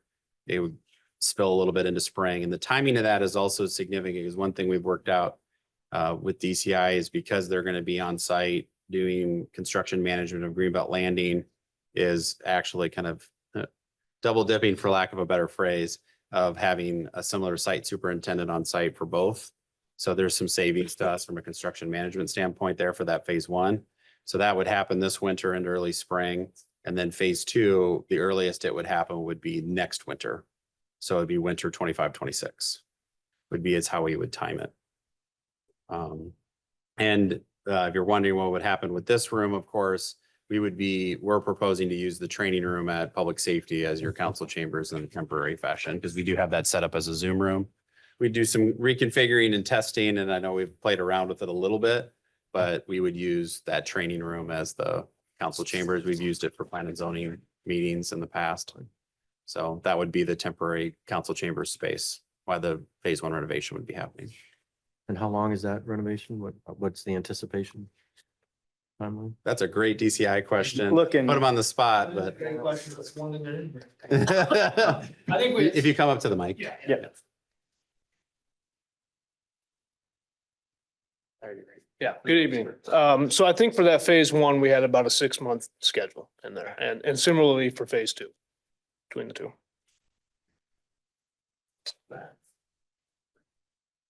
Yeah, I think most of it, again, because we're not getting into a ton of structural stuff, most of it's going to be finishes, and then likely it's going to be lead times. And that's likely going to happen on the mechanical, electrical side. I think that's part of what we thought about with the generators now are a 12 to 18 month lead time at the best case scenario. So can we set up the building, even especially if we're breaking out into 2 phases, set up the building to whatever generator choice we make, whether it's a bigger 1 unit or 2 separate units, is set up the building for that. And then staff, we would go seek hazard mitigation funding for the actual generator unit itself with a separate funding source. Because knowing even if we ordered it tomorrow, it wouldn't be here in time for the completion of this phase one. So that would be something that would kind of be a parallel path that we would take. Because I think it is important for this entire building to be on generation, especially with how we're laying it out now. And also the library, even though it's not something we broadcast quite like Polk County Emergency Management does for cooling centers or heating centers, that folks can use that during the day when the library is open and those needs, and we might have other purposes. And now with this kind of commingled space that we would have up here, it would be a little bit harder to separate like we do now in terms of between the generated space and the non-generated space, backup generated space. So Matt, I've always supported this project, still do very much so. I will admit of a little sticker shock. Yep. When I saw this price, it's significantly higher than what we originally estimated, and certainly what I think we originally thought of when we started talking about this. Yep. 5 years ago or whatever it was. I get some of that is mechanicals and all the HVAC.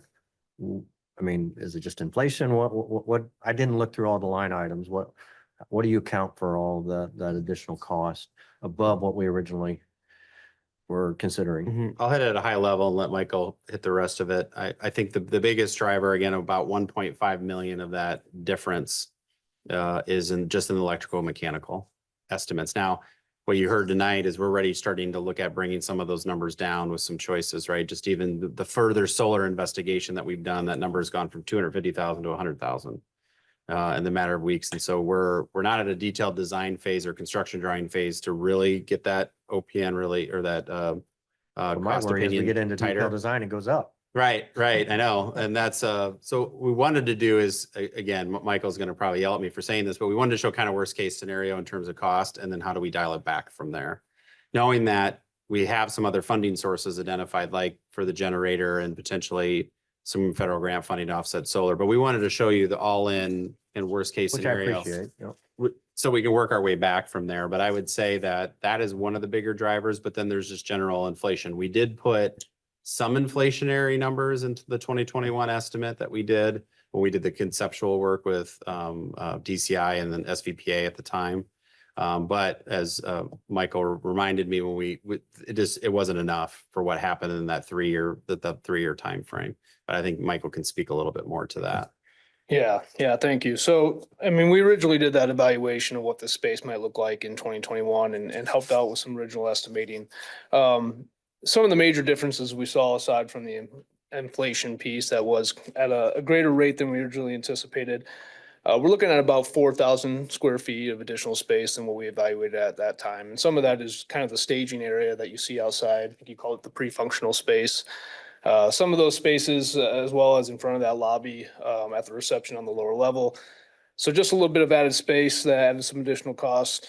We have about 700,000 in additional mechanical. And as Matt alluded to, this initial phase, we kind of call that programming phase. And it's the listening phase, understanding what the wants and needs are, letting OPN do what they do well and incorporate all that. And we see where we're at. And then we try to bring it back into line. So that's where we're at now. So that what we had originally budgeted back in about 2021 was more of a light mechanical upgrade. It was maintaining units up on the roof, maintaining VAVs and units within the building, and just repurposing and only replacing what really needed to be replaced at the time. So now we're looking at how can this be done by consolidating units, completely replacing units. And then that has some ramifications when it comes to like electrical, for instance. When we go into replacing all the units on the rooftop with more consolidated units and the interior with VAVs or basically boxes that push the air, we got to run new electrical, we got to run new controls. So that's brought the electrical cost up as well. We're also seeing an increase in the plumbing, not as big, nearly as big of a cost, about 75,000 more than what we saw before. And that really comes down just to the additional plumbing fixtures. The unisex restrooms are an excellent idea. It just results in just a little bit more plumbing from our end. The other pieces that we didn't have in those original budget, we didn't have the solar array. That was something we didn't include in that. And then furniture, fixtures, and equipment was also something we didn't include in that original budget. I think at the time that was held aside as potentially a different bucket of money, and currently we're tracking that. The generator is a big one as well. I think we maybe had a generator in the 2021 budget, but it's upsized at this stage and has been included now. Yeah, it was 150 in the 2021 estimate and then 250 in this estimate. Again, even then in 21, we identified that as a potential other funding source. And I would say on the furniture, the FF&E portion of it too, is that we have some options there as well. You know, we funded, we fund certain elements of the kind of furniture, office furniture out of our capital equipment budget too. And that's something that we can talk about because I will be talking with the council obviously later this year about that supplemental potential transfer to make up for some of the cost increases that we've seen from a capital equipment, from a vehicle purchasing perspective over the last 3 years. That's something that we could talk about, including a placeholder in there for some FF&E that would then not have to be in the capital side of the budget. So I think we put 200,000 in there for that. And our intent there is to match similar vendor under, you know, the good, I can't remember, US Communities Purchasing that we used for public safety to kind of match the same kind of office equipment that we have there. So then our maintenance staff kind of have the same kind of office equipment across our two large facilities that have the most office spaces. And so that was something that we were thinking about, a way to save money and also have some efficiency in terms of how we maintain the office hardware. And we've been encouraging staff in this building as they go over to public safety to kind of look at what they have there. Because that's something we would want to do similar here in terms of the office furniture. So what Stand-up, point- sit-down desks, those kinds of At things. what point, you know, we're at the 6.3, that's worst case scenario, but we're trying to whittle it down. At what point are we gonna have a better sense for, okay, it's not really 6.3, it's 5.5 or whatever the number comes out to? How far into this? What I would say is, I think as we go through, if the council is comfortable with moving forward with phase one, obviously bidding and doing the work on phase one is going to tell us a lot. Right. In terms of where the bidding environment's at, even if the phase two is a year delayed. But as we get into further detail, of course, there's not as much office, it's smaller office spaces in this upper level. It's more bigger rooms and a lot more like restrooms and things like that. So they're not apples to apples in terms of what we're doing on the two levels. But it's going to give us a better read of how we can tighten up those estimates as we go through.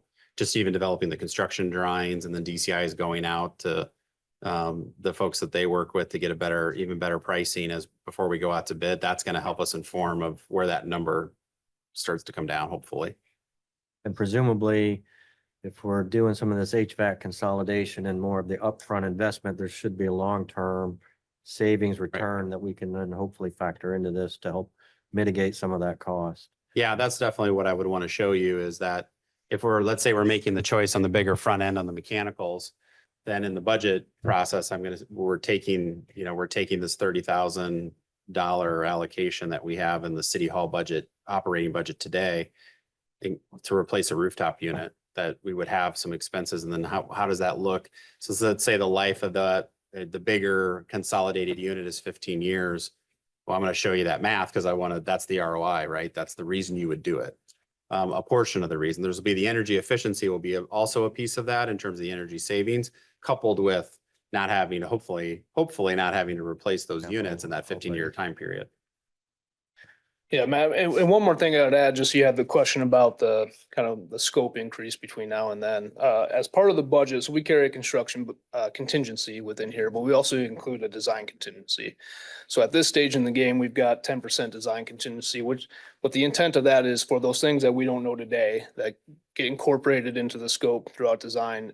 Instead of increasing our overall budget, it goes up to the lines up above, but then reduces our design contingency.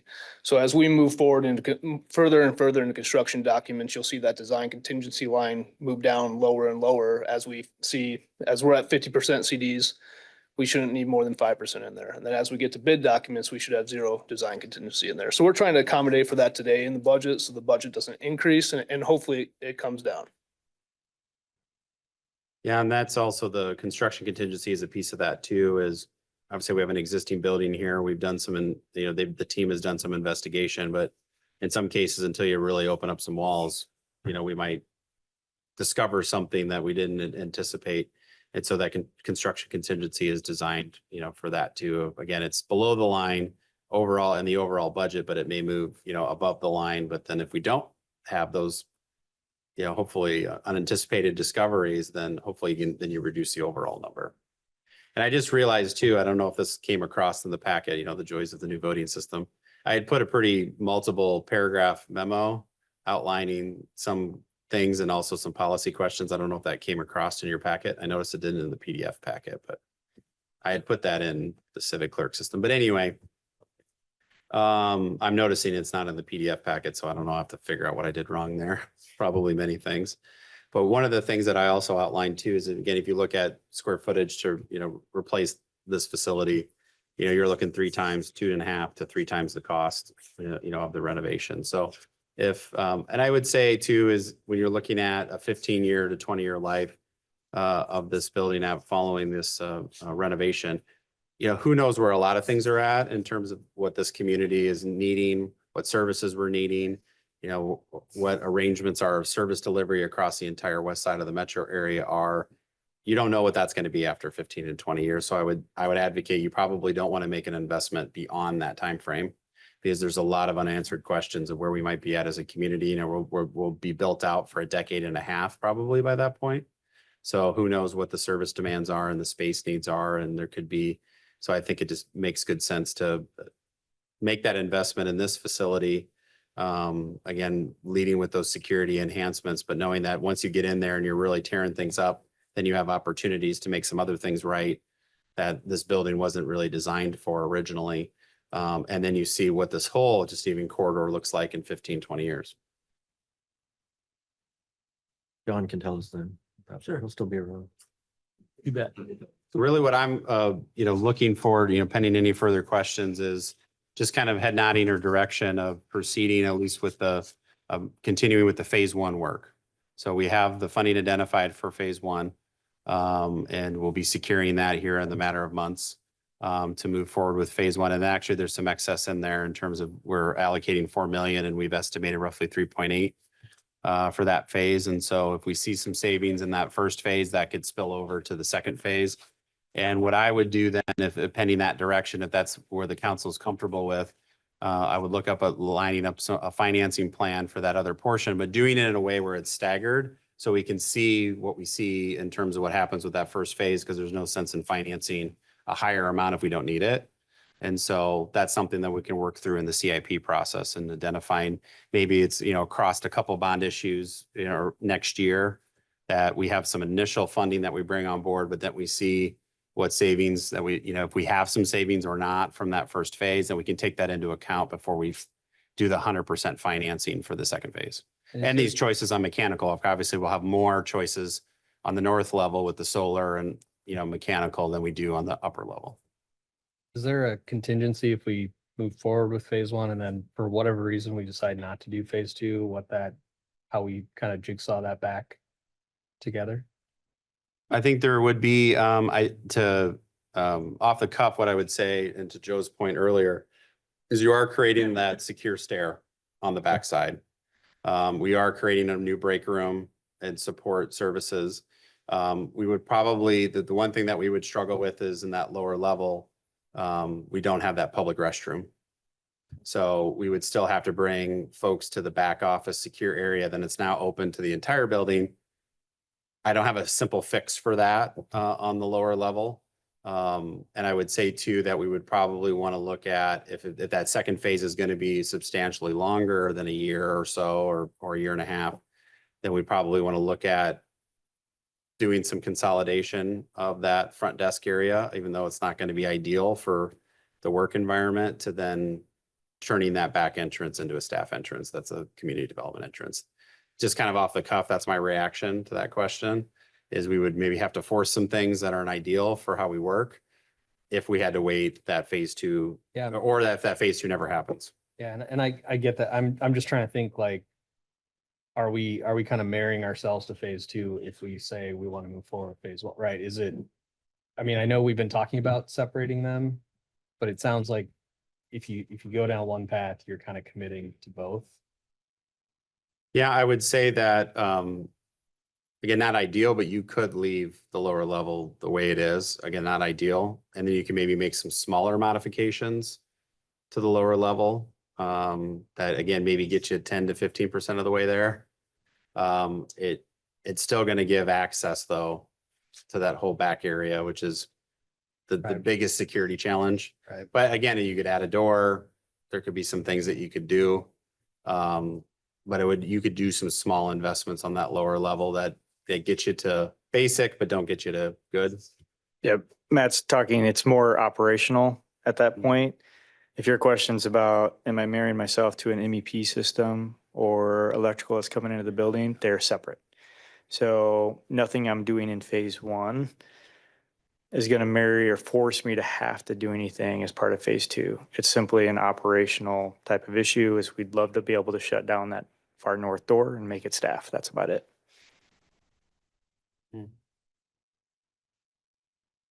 Anything else?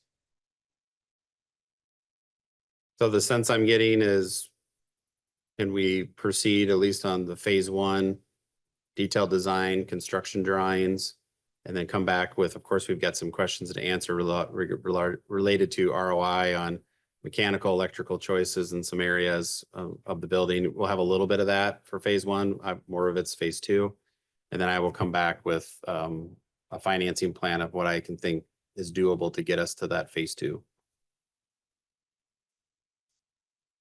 Heads are nodding. I have my direction. You good with that, Angie? Yeah, I think that's great. Great direction. Okay.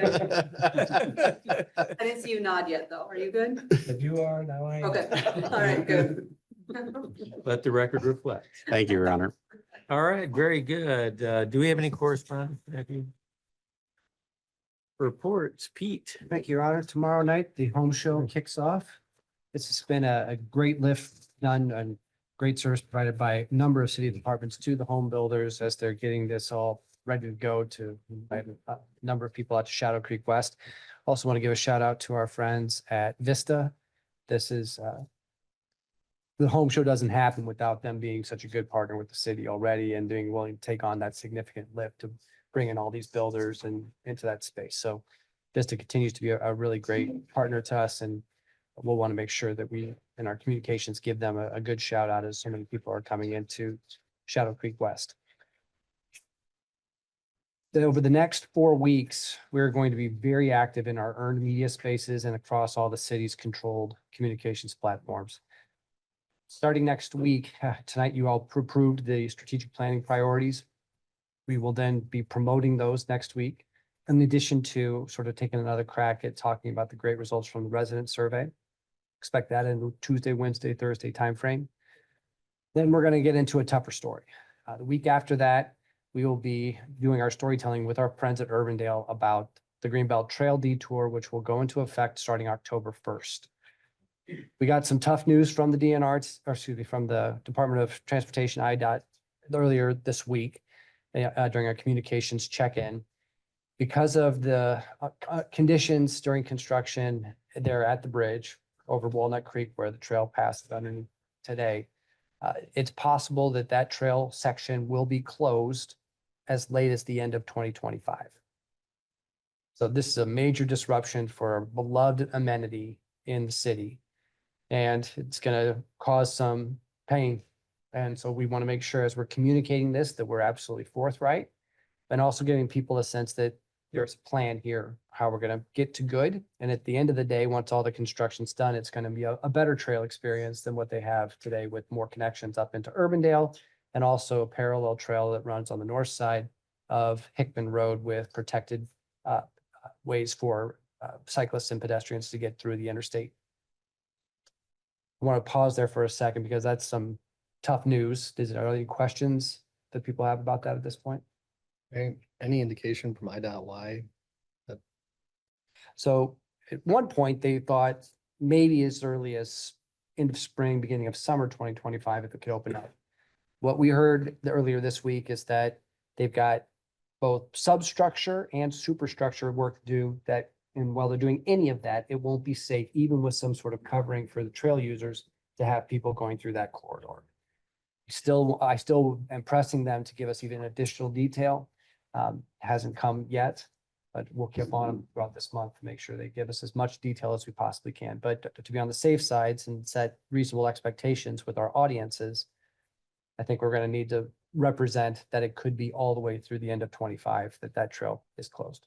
What kind of signage are we gonna have for the detour? Extensive. Yeah. Dozens and dozens of signs. Sure. The trail detour, when the DOT does it, they have to take people on named trails. So that trail detour for cyclists is going to go up through Urbandale, all the way past the retirement community and that neighborhood in Urbandale that's just kind of to the, if you take the trail underneath Hickman today and take that a little bit further Deerfield. west, and then you go past, Deerfield. Deerfield, then you'll sneak up into there and take the named Urbandale trails for the cyclists all the way up to Douglas. Take Douglas, then all the way to the interstate, use the underpasses that are there at Douglas on the interstate. And then take an 8-foot sidewalk / trail that runs along Douglas and Urbandale all the way to 100th Street. And then on 100th Street, come back to the south. Oh, shoot. Or just drive a car. I expect a lot of other people who are comfortable riding on some streets or smaller sidewalks will say, that doesn't make any sense. I'm gonna take 128th, go south, take it up to Westtown Parkway in West Des Moines, zip across over to 50th, and then Right. come back down to Carp Park and then drop down into the Greenbelt. Not great solutions either way. But you know, I mean, that's always killed me on these windy turns and straighten them and all that stuff and the distance and detours. I mean, you're on your bike presumably to get exercise, so.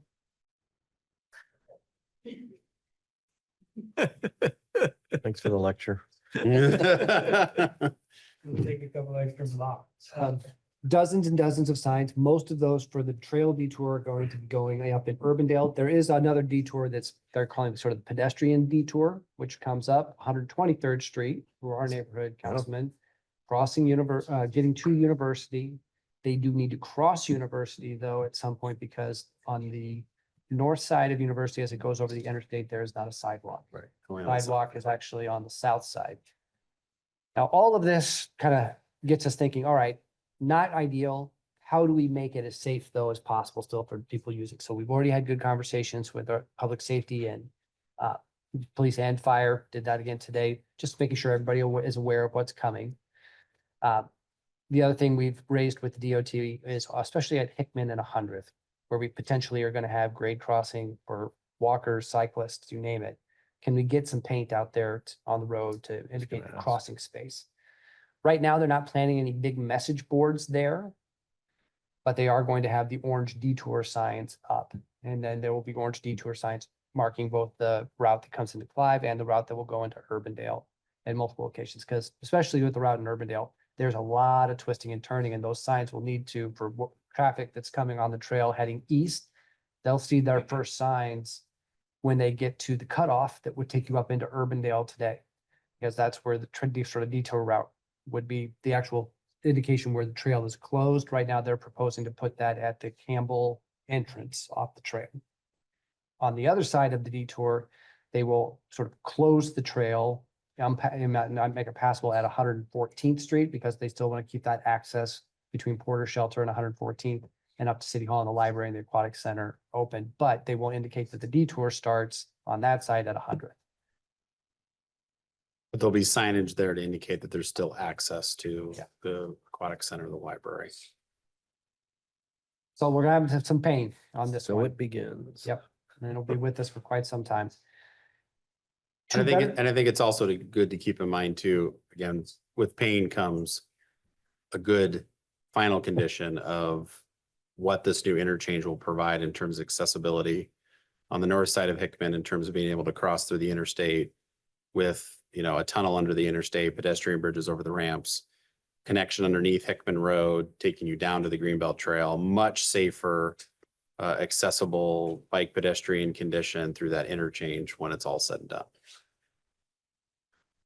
After a tough story, 2 weeks from now, we will get into some more positive stories in the first part of October. We'll have a great ribbon cutting for the Indian Hills Woods project. We have some nice news from the Parks Department that some of the additional plantings that still need to go in, looks like those will be done before we get to that ribbon cutting. And things are really filling in nicely. The way that the water is conveyed through the park now really creates a sense of it being an amenity, I think, now as opposed to just water conveyance. It really is functioning well and looks really pretty this time of year. So we hope you'll all be able to join us for that. We expect a good turnout from the neighborhood. And then the big story, mid-October, will be groundbreaking for Greenbelt Landing. Across all of those points, we will have extensive opportunities to engage media, we hope, and also one-on-one with good personal touches, tell a great story about the city of Clive. Anything else, Pete? No, Your Honor. Pre-con. I'll give my DART update. I'm actually, You're the DART rep? if you want to take it, go for it. We kicked him off. He can't. I'm actually gonna kind of not address the public stuff for now. I mean, I don't, We've all read the yeah, articles. it's all there, right? The articles are all there. One thing I did want to share, I know we talked about ridership numbers before for Clive. I can share those if anybody's still interested. We have seen an increase year over year from 2022 to now to 2024. Again, we don't, and I think I mentioned this in the email, we can't track unique riders because of the way DART just accepts multiple forms of payment without, there's no like tag or anything to track. But in 2022, there was 3,700 riders approximately on fixed route in Clive. 3,700 rides. Rides, Yeah. sorry, yes. And then 2023, that increased to little under 5,300. And this year it's just under 7,800. Total rides across the network have also gone up. 2022 was 2.25 million. 2023 was just a little bit higher, 2.7. And then 2024 was a little higher than that, 3.1 million. Councilman, can I ask a clarifying question? In the articles about Pleasant Hill and Grimes, they cite a unique rider number. And Paratransit. Those are estimates and paratransit. So just paratransit, or are they genuine estimates of all riders? that I don't know. The one I saw, it was paratransit. Yeah, so paratransit, they can track unique Sure. ridership. Sure. Because in the articles, they don't make a clear distinction.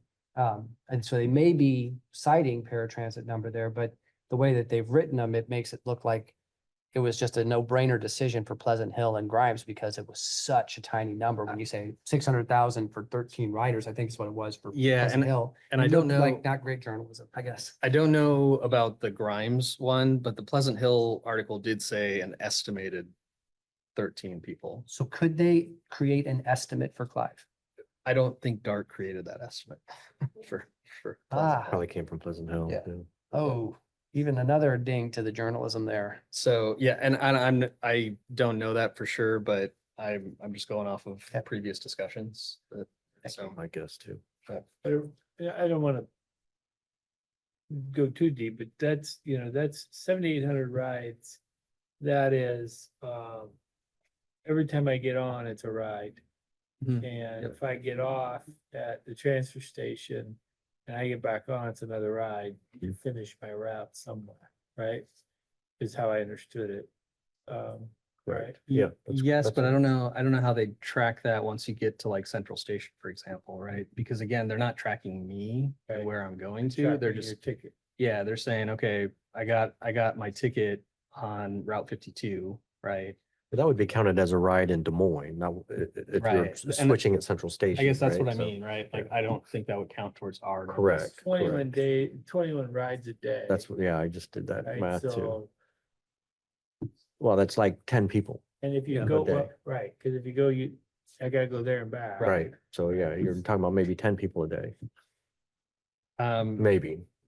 Yeah, so, Could be and less. and I do have paratransit numbers as well, but I think I shared before the unique riders. I can share that again. I don't have the email right in front of me, so it take me a little bit, but we can definitely do that. The other thing I wanted to provide though, at the last board meeting for DART, they discussed Reimagine DART again, right? And we had the workshop for the first workshop, which was back in August, and the track committee, which is like the rider advisory committee.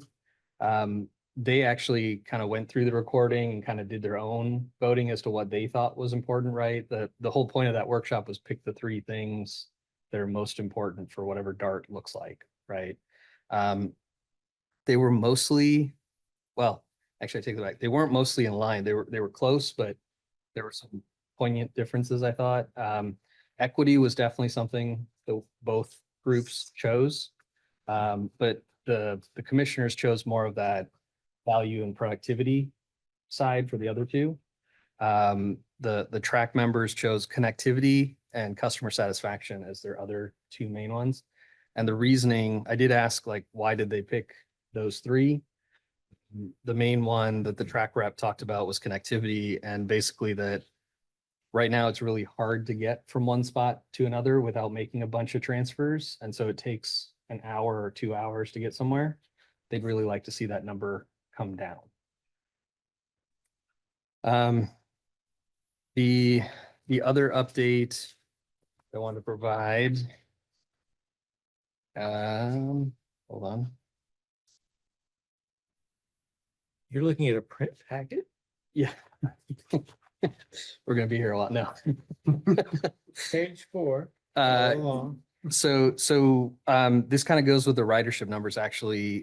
Total July ridership was up 4.02% across the fixed route network. So that's not unique to Clive or anything. It was just a metrics update that we get every so often, I think once a quarter.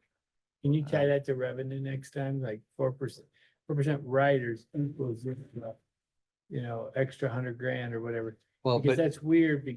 The increases could happen and DART actually losing money by 4% more riders actually could be losing more right, money. well, because we are subsidizing those ticket costs, right? So, I mean, that's part of the, is this a community service or is it a commercial operation, right? And so, yeah, I mean, DART does not make money on, I mean, they do charge a fee and they make money on the tickets, but it's not enough to cover their operational costs associated with those trips. It's not the way they're doing their current operations. Right, well, yeah, and I mean, That's the problem. it's, Yeah. it's either the operations change to something much smaller, I mean, truthfully, right? Or Or they ticket- do a different model, right, or the ticket prices go up. Those are or, kind of you your know, three. or you change your model and not just do nothing but fixed route. That's the Well, problem. the fare in my box opinion. is what, 28% or what? Yeah, something around there sounds right. Yeah. And then one thing I did want to point out, so DART on demand ridership was up almost 22% compared to the same time, well, July of 2023, so a couple months ago. And then paratransit ridership was also up about 13%.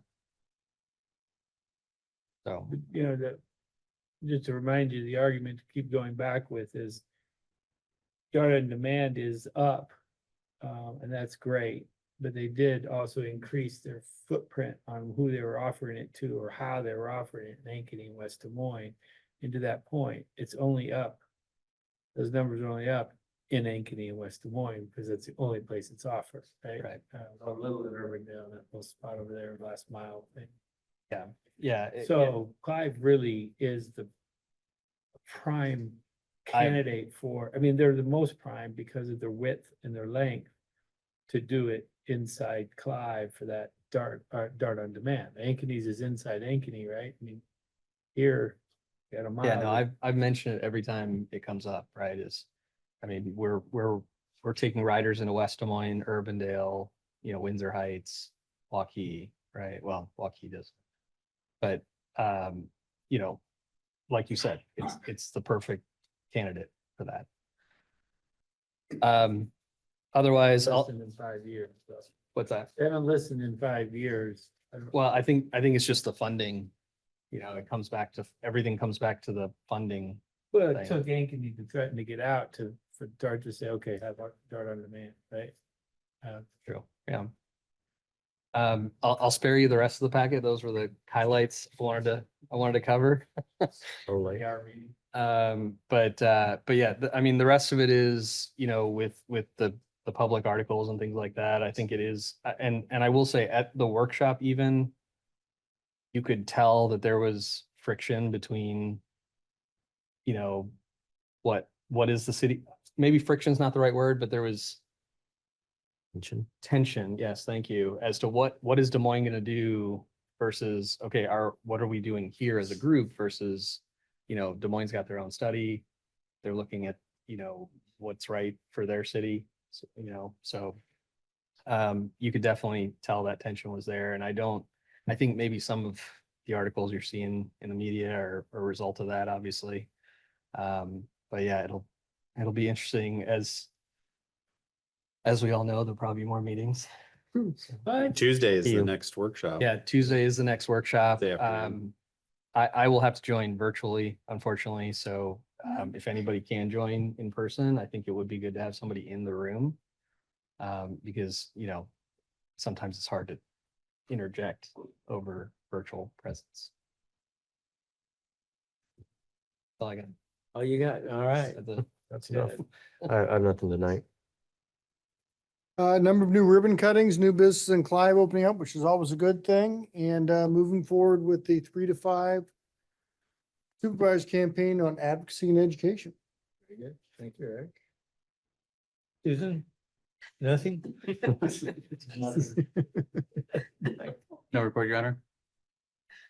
Just a couple things, Your Honor. Home show, as Pete mentioned, tomorrow night, I'll have a few of us there for that. Also had a good conversation with the Western Wayne School Superintendent yesterday. And as we talked about a strategic planning of putting the kind of the small little group together of a couple elected officials from them and a couple from ours. He and I are kind of moving forward with that. I've reached out to those of you that raised your hands for that one. So you'll see something in your inbox from me, Councilmember McCoy and McNullanany on that. Trying to get something maybe set up in November, and he's already identified his two. It's his incoming board president and vice president. So trying to have some good dialogue there. And we've already kind of talked about a rough agenda of topics to talk about and whatever the elected officials want to add to that as well. So moving forward on a number of things on that front, I had a good conversation with him. Last thing I have, Your Honor, is I'll be out of the office late next week, into the week after, just at the ICMA conference, but I will be back for the next council meeting. That's all I have unless there's any questions. In your report, could you include the summary Central Iowa Waterworks? I already have it in there, draft ready to go. You're always a step ahead. Very good. So yeah, Central Iowa Waterworks is proceeding, getting very close on executive director and executive assistant. So things are moving along quite well. So that'll be in the report that you'll see. Anything else before we adjourn this evening? It'd be a beautiful night for Food Truck Friday, last one of the year. Mhm. And if you've got any more vouchers left, if you haven't used those already, those will be good tomorrow night as well. Will they be good next year? Nope. You'll get new ones next year, though. You'll get new ones next year. Well, I've got some though. I can't be there tomorrow night.